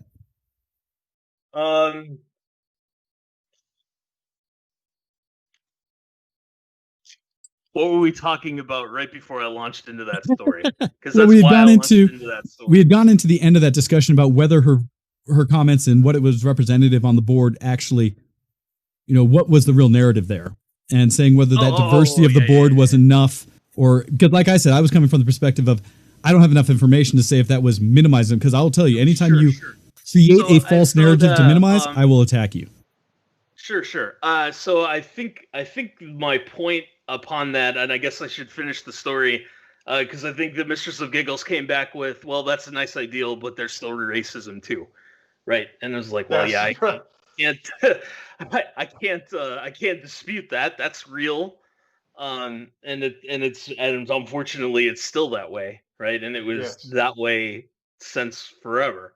Yeah. So I think the idea being is that the same kind of thing could happen in the tech sector, in which engineers would eventually become managers and there would be a backfilling. Like there's a market force that would conceivably over time result in a natural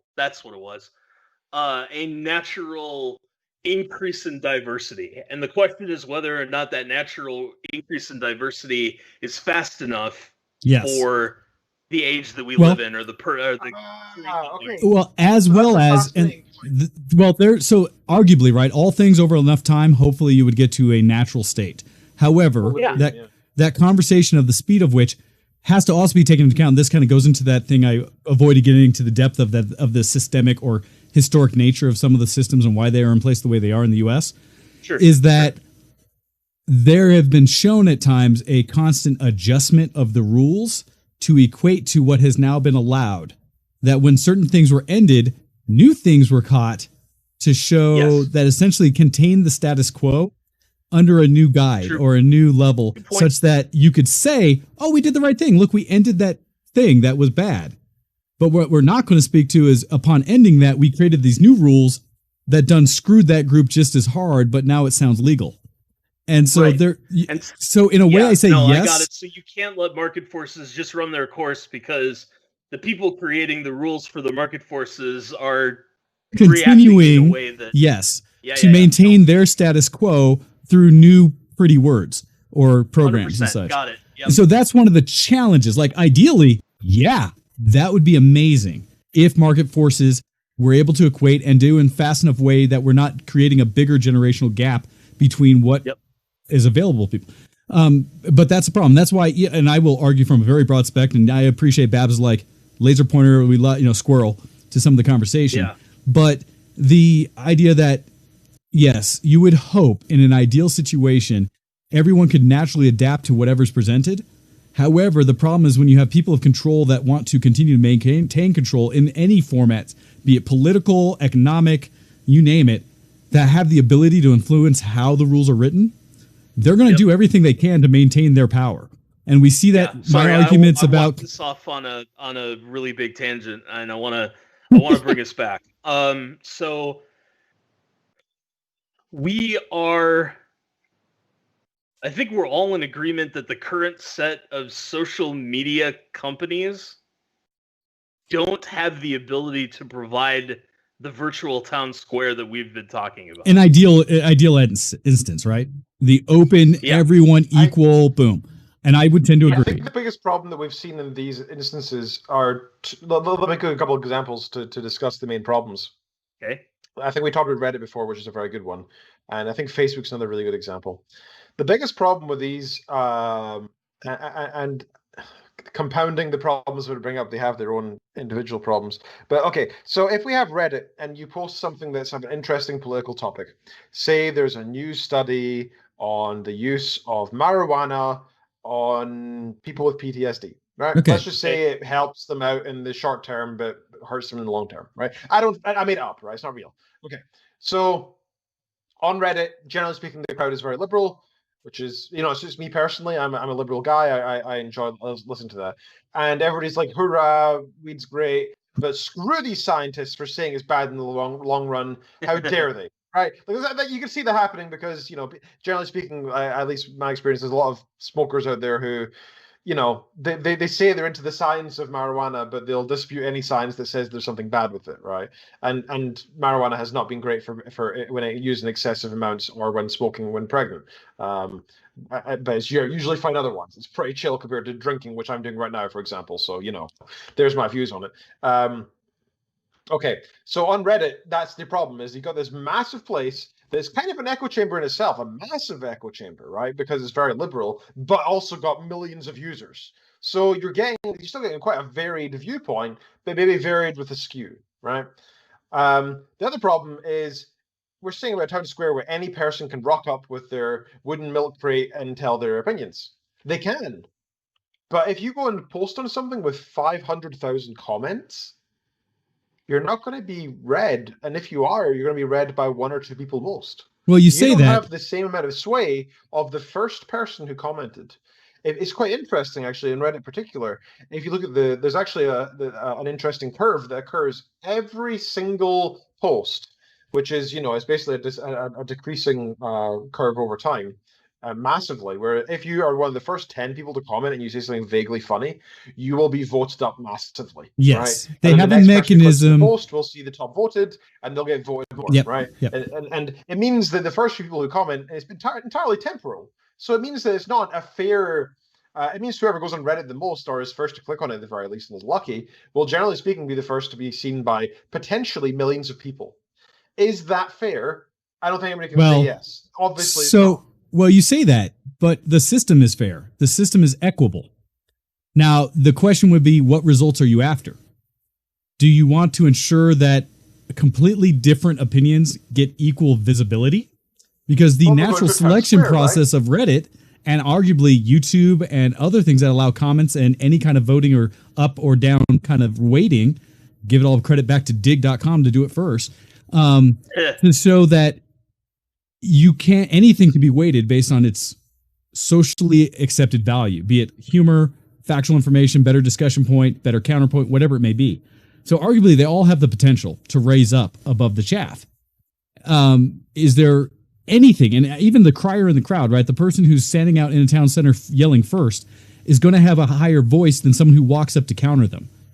And that's just natural. I mean, it's the state of things. So I don't know if you can do anything to change that situation such that arguably, objectively, even viewpoints get equal weight. I don't know what system exists for that.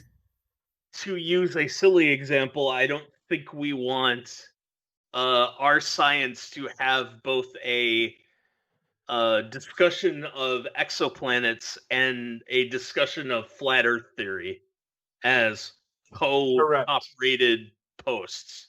Well, but they may be as close. Everybody is equal, right? But everybody's equal in their knowledge, and everybody's equal in their rights to talk. Well, you say rights to talk. Everyone can. I agree with the first one. I don't necessarily agree with the second one.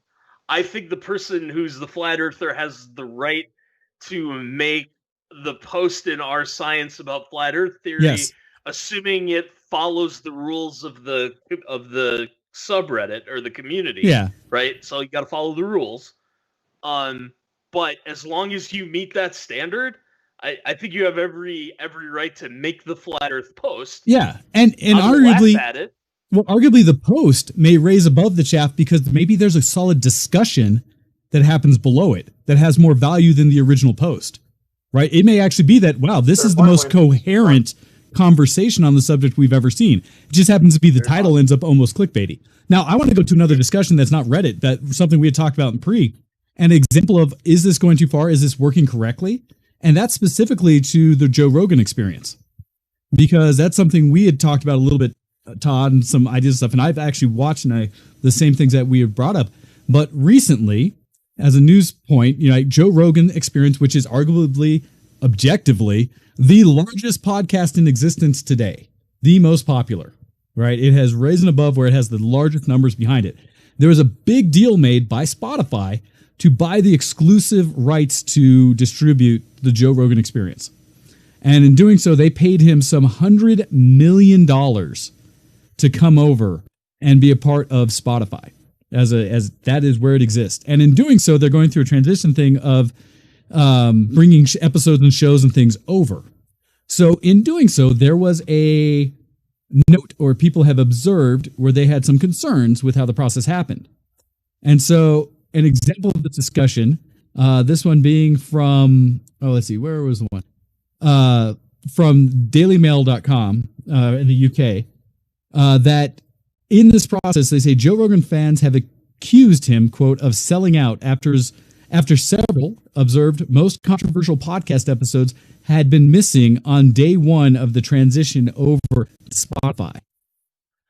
In doing so, the initial quote saying, Joe Rogan fans have left disappointed after the Outspoken Comedian's podcast back catalog was noticeably missing controversial episodes featuring the likes of InfoWars host Alex Jones and comedian The Joe Rogan Experience arrived on the music streaming service, and this was Tuesday of the first week in September, and potentially taking listeners from the likes of Apple and Google, places where you could get the podcast anyways. And it says that, however, social media users and even past guests whose episodes were missing suggested that Spotify might had censored clips and wondered whether that $100 million deal was part of why they didn't show up on day one. Okay, so there's a controversy around that. In addition, there have been notes of specifically members of the people who work for Spotify, some of the employees, having had some vocal outcry about the show in general, and them basically stating that they want Spotify to allow them to have some level of creative control over what episodes are either available or what kind of potential notices or things that might exist or need to exist on the show episodes before they're allowed to be put out, to the ability of to potentially clip the episodes front end. And so there's concern that employees who maybe have some kind of personal agenda, opinions, whatever, about the content of the Joe Rogan Experience want to censor or limit what episodes and what availability of information are there. So that's come out in this conversation. Now, to Spotify's credit, they have had some pushback to what the employees have asked, and that they basically, eventually, all of those missing episodes have been published or in the process of being published. Joe Rogan himself responded saying that essentially there were some technical snafus in the process. Now, there's conspiracy theory about why certain episodes versus other. I've seen some conversation that it's not just those controversial episodes that were affected initially, but those weren't being brought up in the narrative of the conspiracy that, they're just targeting certain things.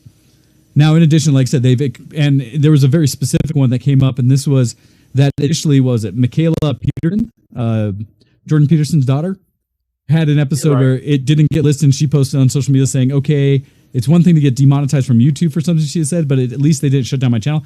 However, this is completely different. That's not even showing up. Later came back and said, hey, we're back. Spotify is off the hook. Joe Rogan is still awesome. See you folks next time for the next conspiracy theory. Basically saying and showing a post showing her episode is now available. And so they have done, and they've vocally pushed back on their employees saying, no, we're not going to do all of that you guys are asking. And so there's some question as to what that deal might have done. But in that discussion, because we're talking about these companies that have a lot of influence, a lot of information being provided, that concern or something as big as like Joe Rogan, who is a charged conversation, right? He provides access to people's opinions and people he hosts that aren't always one viewpoint or another. They span a pretty wide berth of opinions. And likely he has, in his, 1,500 episodes or so he's got, to on whatever opinion you have. So that is kind of a framework. Todd, I know you had seen some of this in the kind of what's been happening and had some thoughts about just in general. The reaction that I saw and what caused me to sort of react viscerally and negatively was the characterization of Rogan as transphobic. Gotcha. In part because of somebody who's been on his show a couple of times, Dr. Deborah So. Also because of a Wall Street Journal journalist who wrote a book about rapid onset gender dysphoria that we were talking about earlier, named Abigail Schreier. Yes. Right? Okay. So the idea was that, Joe Rogan's transphobic, and now he's got this exclusive $100 million deal with Spotify. So how could Spotify be a transphobic company, et cetera, et cetera? This all progenerated from a lie that was posted a couple of years ago by the Center of Data and Society called the Alternate Influencer Network. And so this was part of one of the media blitzes before one of the adpocalypses over the last 2 years, where the Center of Data and Society did some research that showed that Rogan and a whole host of YouTube people were connected to all of these reprehensible or morally repugnant other YouTube people. And that if you were to watch an episode of, say, the Joe Rogan Experience, it would send you to Dave Rubin. And if you watched an episode to Dave Rubin, suddenly you'd be watching videos by Stefan Molyneux and Richard Spencer. And so it was radicalizing people. So there is I'm not going to try to defend this research because I know nothing about it and I haven't read I know you sent me some materials on it and I read the first couple of pages. I didn't read the entire thing. So I'm going to just preempt what I'm about to say, but I know that YouTube does have algorithms for similar content, right? So, for example, if I watch a bunch of Justin Bieber, right, it's going to try to push me towards Ariana Grande, right? And Ariana personal Grande experience, push yes. me towards something else, right? Sure. So, is that what this is referencing to? Is it trying to say that if you watch a bunch of Joe Rogan Experience, will you be suggested stuff that's similar? In other words, has YouTube collected data using data science techniques like deep learning and such, and learned that people who watch Joe Rogan also frequently watch stuff that's transphobic? Is that what we're saying here? I don't know. Well, I will say, I've had this I had this conversation a little bit before about, because I have become personally a fan of Joe Rogan in general, his style of interview, the diversity of things he brings on and stuff like that, from a perspective of getting exposed to different ideas, I think is kind of brilliant. And yes, I can definitely see that he has some specific opinions and they may not be popular with some groups. I feel like for the most part, he does a good job of letting his guest present what they have and trying to hold them in check of doing things that are disingenuous, or when they do arguments like ad hominem and all those kind of things, he tries to hold them to task to say, let's continue the point of what you're saying versus false flag things, stuff like that. And so I appreciate him for that. Does he have opinions I disagree with? Yes. I'm not nearly as keen as some of his conversations about aliens and the positive effects of drugs, personally. But does that mean I won't listen to him talk about other things, like when he interviewed Mike Tyson to talk about his coming in to do his exhibition match here in the next month or so? Oh, I was down for that, because there's a perspective there for someone I don't get to hear enough about that gave me a whole new insight into who Mike Tyson is and his level of actual intelligence and fine experience in the art of boxing and fighting. That was like, holy cow, this man is a whole different character from who I thought I knew from exposure elsewhere. So I think there's a huge value in what he provides. Now, I think there's a challenge with that and a risk because Joe Rogan self-proclaims putting himself out there as someone who's just there to have conversations. He's a comedian. He often self-disparages by saying he's an idiot and stuff like that in most ways, but he's there to have the conversation and thus talk to people who maybe know more than him to ask those questions he finds interesting. And that he himself takes no responsibility for trying to push a social agenda, narrative, or thing like that on his show. He's not there to enhance one group or another. He may himself gravitate to certain people. Jokingly, that's why I say if anybody has ever mentioned something ever about their belief in UFOs, he will likely find a reason to go into that subject on his show, and you have a higher likelihood to show up on his show because that's something he is personally interested in. Let alone if you at all have ever even talked about or touched Brazilian Jiu-Jitsu as an activity you've done for fun or entertainment or physicality, he will talk about that because that's part of his life. But don't forget taking mushrooms and God in a yes, mushrooms constantly or sharing a blunt on air with anyone willing. So he has his things that are definitely him, right? Now, with that in mind, I am challenged because I have seen some of those viewpoints, and some of them are controversial because I feel like there are groups out there that are just dying in order to get their narrative heard, to look for any example of someone saying something that is controversial or problematic, and then using that as their way into saying that person therefore is characterized as the worst of this example, and will try to tie it together as often they can. So it's a challenge for me because as throwback to our earlier conversation, we're going to run out of time, damn it, that these are companies, right? Spotify is a company, and it therefore his job is to make money.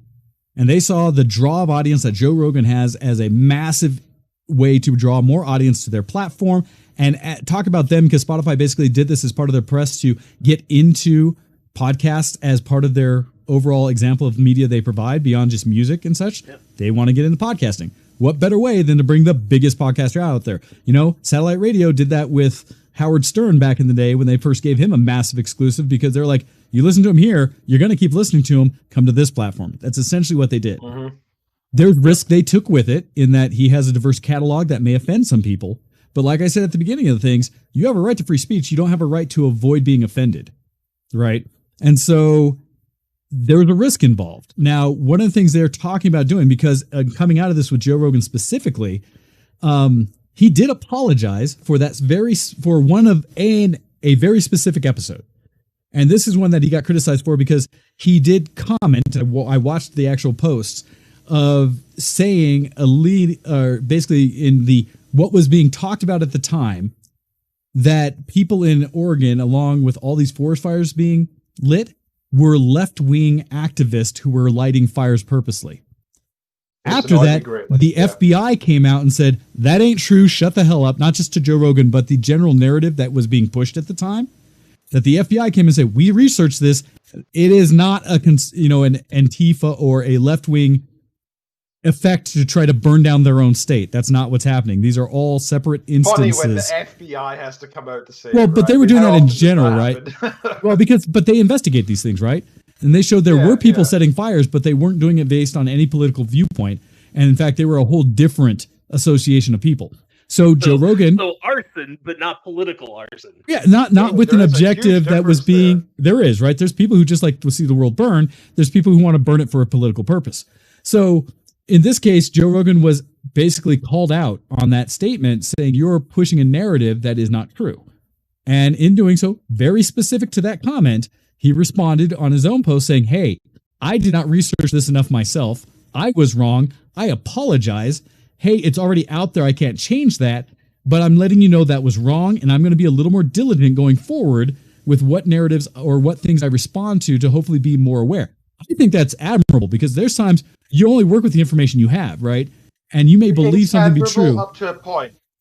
The problem is that people are saying that it looks like that Spotify made him apologize. That makes me more irritable because if he is happy to push false statements until he's told not to or he will lose money, that's still not particularly... But you're projecting that he knew what he was stating was false. I've watched a lot of Joe Rogan now, and, if that was his motivation, if his motivation to apologize was because he was told to versus because he later found out the information he stated was inaccurate. We don't know that. And so there's an assumption we don't know that if he did only do it because he was told to, then I have a big problem with Joe Rogan, because that is not an acceptable way to...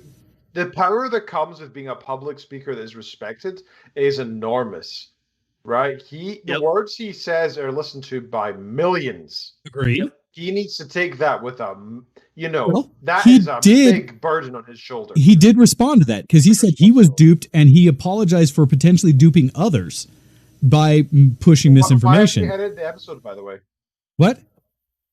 Why haven't they edited the episode? So do they need to? Or, yes, because you say that, Ken, but here's one of my responses. In the same sense, now this is a specific example of something being pushed to a large audience, right?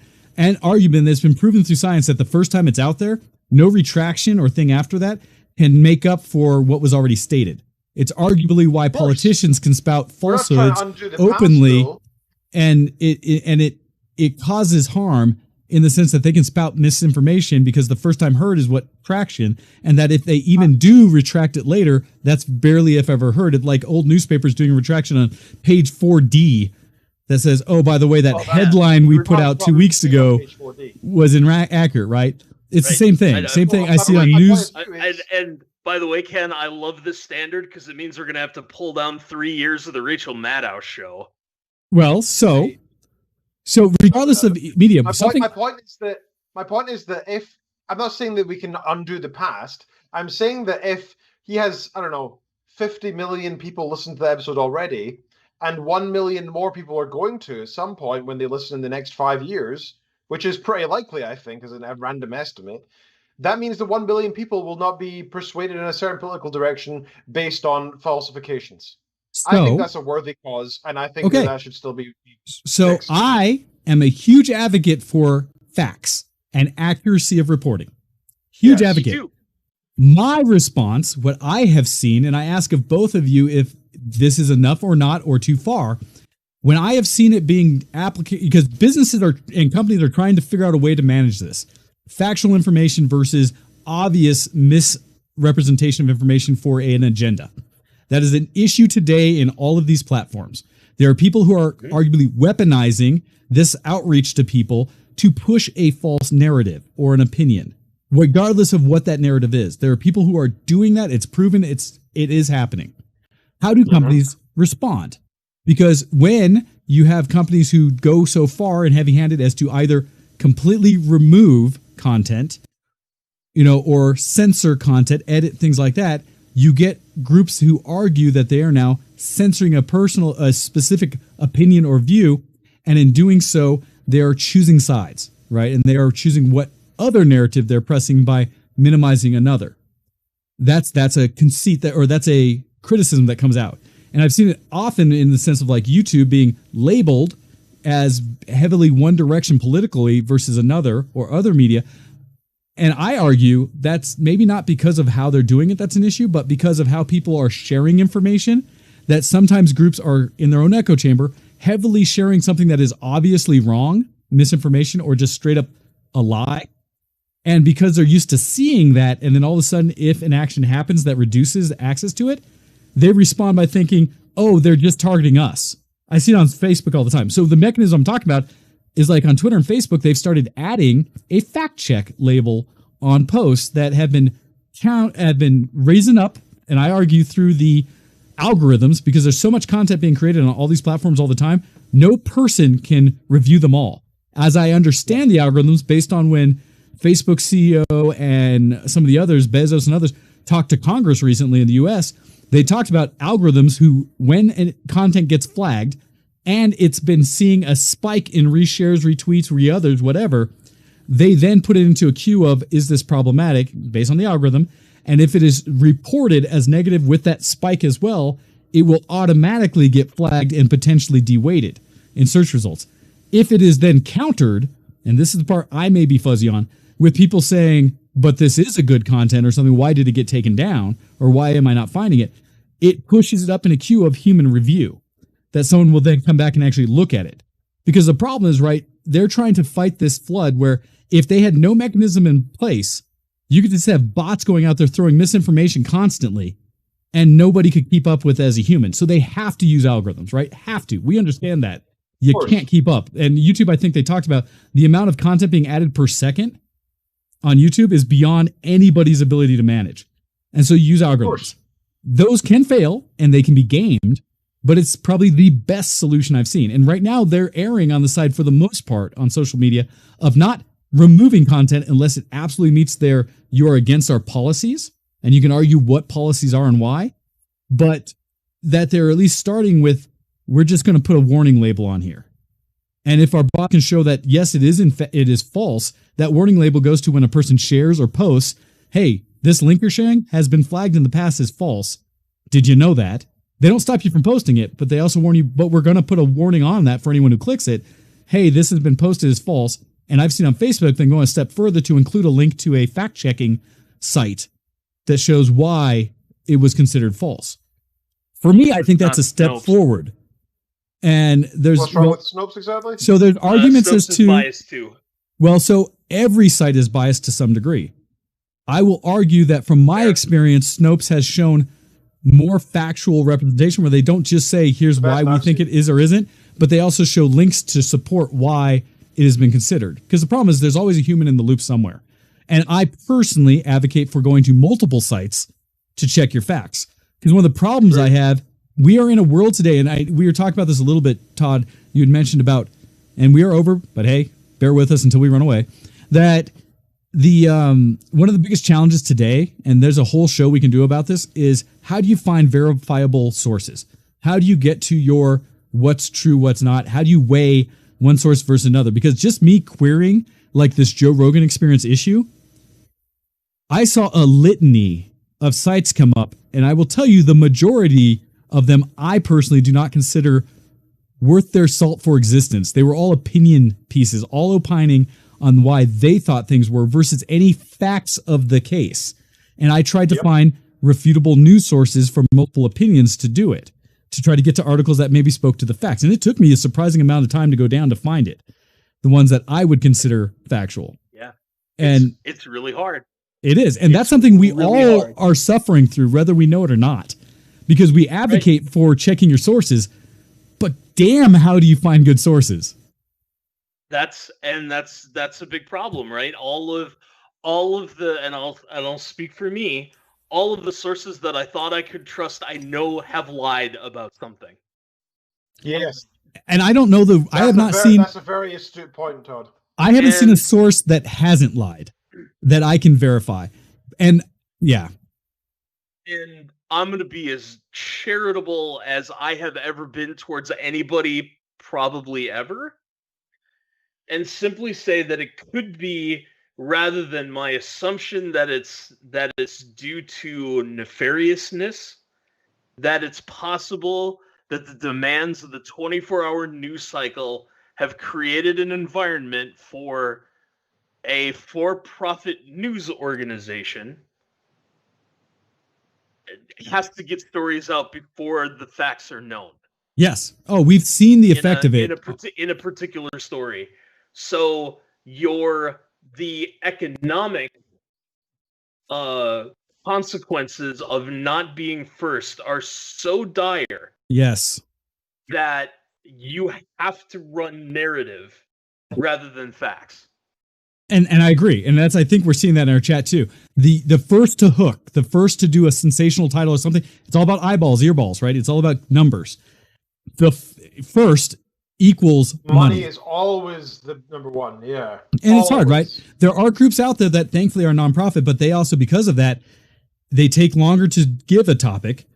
And when they do, it's not nearly as exciting, which sucks, right? It sucks. I'm sorry that this is going to be politically charged, but it's a perfect example. Again, a conversation that I had with the Mistress of Giggles.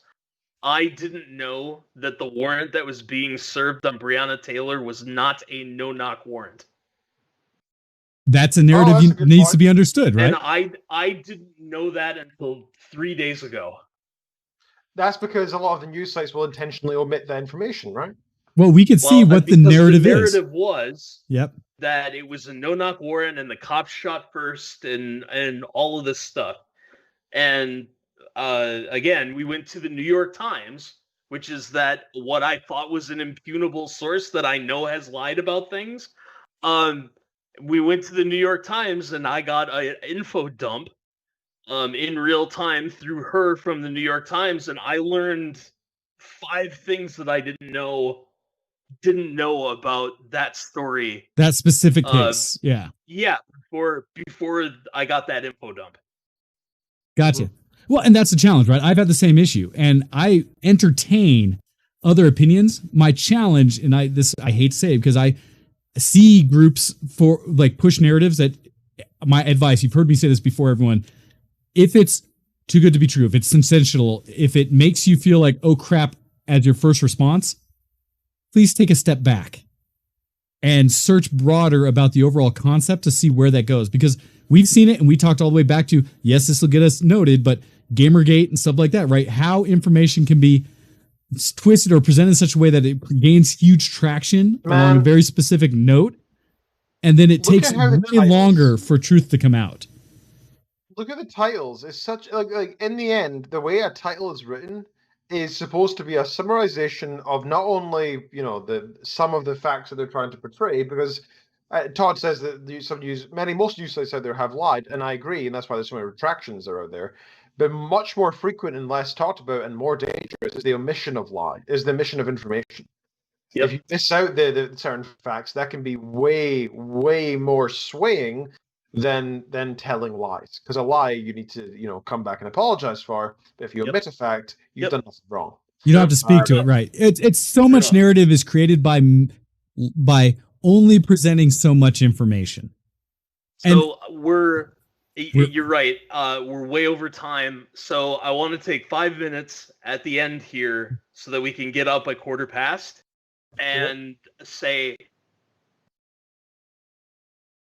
As he locks up at an opportune time, right at that moment, finger in air, ready to emote and tell us the specifics of tying this all together at the end of the show. And we're left with Todd sitting there like ready to opine and tell us like this key nugget that we could take away to start the next week with information. And we may never know. Oh no, Ken, don't. Sus? Is this sus? But because I died, of course. No, that was great. That was great. It was like finger in air, ready to opine, and it stopped. It's like so. I think we're all in agreement that there is a need for a digital public square type apparatus. Yes, absolutely. I think we're all in agreement that the current tech monopolies as constructed can't provide that. Yeah, they have need to protect. Charitable again, the economic forces of for-profit and shareholders and all of that stuff make it highly unlikely that they will provide it. They're not going to risk it. Yes. Okay. So then, how do we fix it? And I'll go first because I've got the ridiculously radical thing that was going to be the big heel turn. Nationalize social media. Just have the Oh my god! I never expected that from you. Have the government come in and just take it, and when it gets challenged, in the Supreme Court, use the Interstate Commerce Clause to say, this is as important to regulating trade between the states as anything else, and so the federal government has the total right to come in and just take it all. Oh my god. First of all, and just nationalize it. First of all, I don't have bona fides now, everybody. I say, drop that bomb to get us into the 3-hour show. I've always thought of you as I don't know your politics fully, Todd. Like obviously, we haven't had in-depth discussions about this, but I never to be pro big government. So that was shocking, and that's number one, right? That's shocking. Number two, maybe equally shocking. I don't know if I agree with you. Well, so I'll step in on that one. The reason I have a challenge with this, what you initially stated, Todd, is that I don't want to see the government usurp, control, or take over existing platforms that have been built by companies, because that is like the most anti-capitalistic viewpoint I have. And as much as I want to regulate capitalism such that is good enough for society and it's checked, I think that for me is a bridge too far. I think Babs just mentioned it in a way that I kind of appreciate and could go lean towards hopefully get the same net effect, which he says, I actually agree with having a nationalized forum. He said the new post office. So for me, it would be creating a new government run forum that is allowed for it versus taking over or stealing from existing. Because I feel like that opens a Pandora's box of which company and who owns it, and what if they all just leave the U.S. and So that's a fine answer. What I think you're going to find is you're going to end up with the Parler problem or the Gab problem, right? That Twitter is this, at least my Twitter before I left, was this absurd bubble of Trotskyites and Stalinists. Okay. Right? And Gab and Parler are the mirror image of that, like the equal and opposite. Like it's all Babylon Bee and Daily Wire and Daily Caller and every right-wing media outlet you could think of, and it's all just like, yep, hate those libs. And it's just like, I don't want the other, right? I don't want the, you can tell a coal miner learn to code, but you can't tell a blue checkmark learn to code, which is Twitter. And I also don't want, like, every piece of liberalism since the Renaissance is bad, and the only thing that we can have is some sort of religiously informed social conservatism. Like, I don't want that either. Like, I want the thing in the middle, where the Gab people and the Parler people can talk, and the Twitter people can talk, and everybody's talking in the same place. Right? Well, and we can all figure it out for ourselves. And that's for me, again, inside a set of guidelines. Like, absolutely. You can't make calls to violence, and you can't do that kind of stuff. God, if we could only have a bot or something that allowed us to do it based on all of those fallacy of arguments, that somehow could have figured that out. AI built thing that says, oh, that's ad hominem, oh, that's straw man. Wouldn't that be lovely? Yeah. Wouldn't that be a lovely way?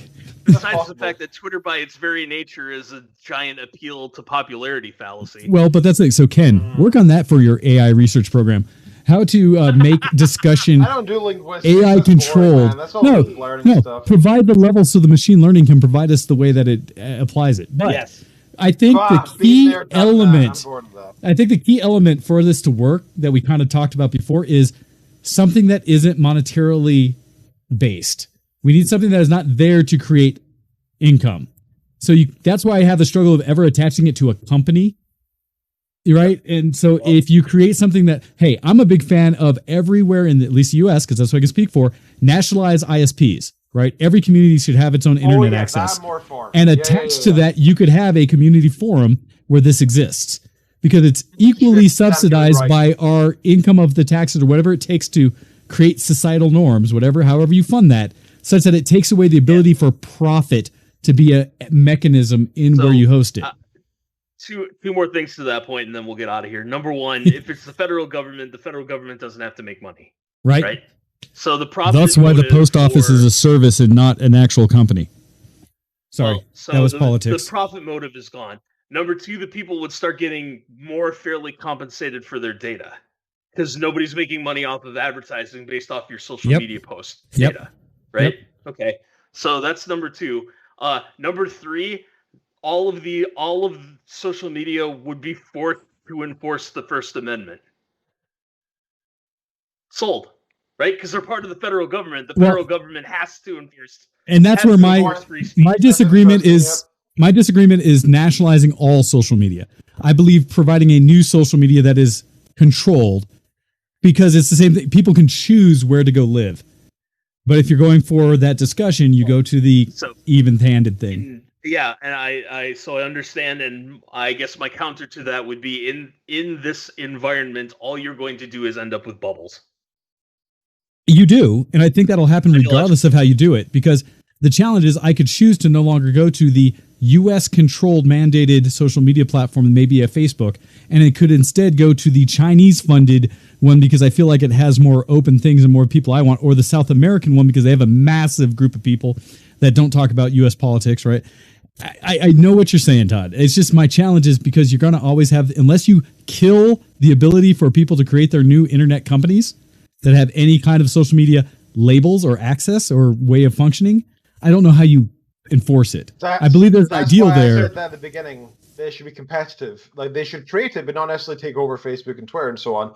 Also, not only should this be a standalone existing thing, there should be two forms of access and two partitions. One has your name, your maybe even your voter record attached, right? And all that stuff. So you can stand as who you are and discuss from yourself as a real human being. The other half is anonymous, still moderated and still controlled, but you can speak openly and discuss things that you might be uncomfortable otherwise speaking and relaying back to your work and such. I think that's important as well because that's a good way to learn. I was going to say, I think you end up with bits of both. So here's the challenge, right? This is obviously a massive conversation, but hopefully in our conversation we had today, you guys have at least seen some of the challenges and things that we're experiencing around the internet, which is bigger than any one country. But us being tech and this how we're communicating to you now, well, it's relevant, I'd say, for all of us. And hopefully some at least things to look towards or think about as ways to hopefully address the problem. Thank you, Todd, for bringing a call to action. What do you do with this discussion? And it's something for us to be aware of whenever you see things being presented, that maybe there are ways to fix it or to improve the state of things, which could include, even to the degree that people have seen, of shutting down their access to certain social media. That can be a benefit for a lot of people's lives. To seeking out areas and forums that are a little more open to real discourse, which is probably the thing that I think we can all agree is severely challenged in today's society of what it means to have good, productive civil discourse, right? I think the last most important element there is, so I mentioned that we should have this non-competitive website that can be accessed via apps and stuff. It can have an anonymous and non-anonymous section. It should also have a partitioned and an unpartitioned section. So you can go in and talk to fellow liberals and ask them questions, or you can go and talk to fellow conservatives, or talk to conservatives as a liberal and talk to liberals as a conservative. Those are all very important. But there should also be a part of the community that is dedicated to all, right? We need to discuss this as Americans, right? That should also be important. And I think that's one of the problems we have with any social media that exists so far is your network is chosen. So you will generally float towards what you're interested in, and meaning what you believe in yourself. So I will generally float towards more liberal politics and big government, whereas other people might go towards more conservative or more libertarian or whatever, right?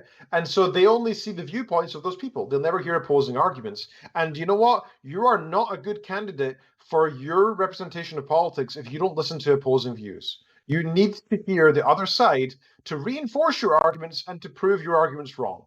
That is essential to being a good, politically motivated and politically involved individual. Here, Ken.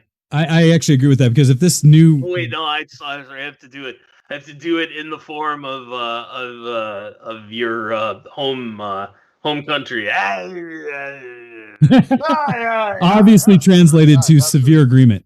Now, so, and I would love for that forum to exist, and something we could advocate for, of kind of a subsidize or equal, so money's not the issue kind of forum, because God, that's where we should hold political debates. Like actual candidates interaction should be mandated. Like, you have to come here for this town hall. But anyhow, with that, I think we need to wrap things up for this week. The nice thing is, we are big supporters of your guys' response and opinions on what we've been talking about, and would love to hear back from you. So even if you didn't get us to focus on a severe and key point to the discussion we may have missed or not gone far enough on for you, feel free to call it out to us in our email. You can hit us up at VtWShowX@gmail.com to hear us talk about it on show, or to continue the conversation, you can jump to our open social forum of discussion in our Reddit. to be able to continue discussing specifically this episode as we post them all there. Although, Ken, you have to give me the link there. Is it also VtWShowX /r/? So it's reddit.com/r/VtWShowX. Be sure to go there to take part in any of the post-show discussions. That is our new forum. Please take part in our discussions there. Yeah, make sure I got that right. After this, as has been suggested, we're going to jump in and go into the Discord to do some gaming. I think there's a great place for it where I've actually just purchased Among Us on Steam so that I can jump into that new thing that's happening. I have some thoughts on there. It's super fun, man. I've been playing it last week. It's really fun. I have some thoughts, and I will say it is free to play on IO or on mobile device. Mobile device, it's completely free, and it's supported through other revenue. On Steam right now, it's $5 US.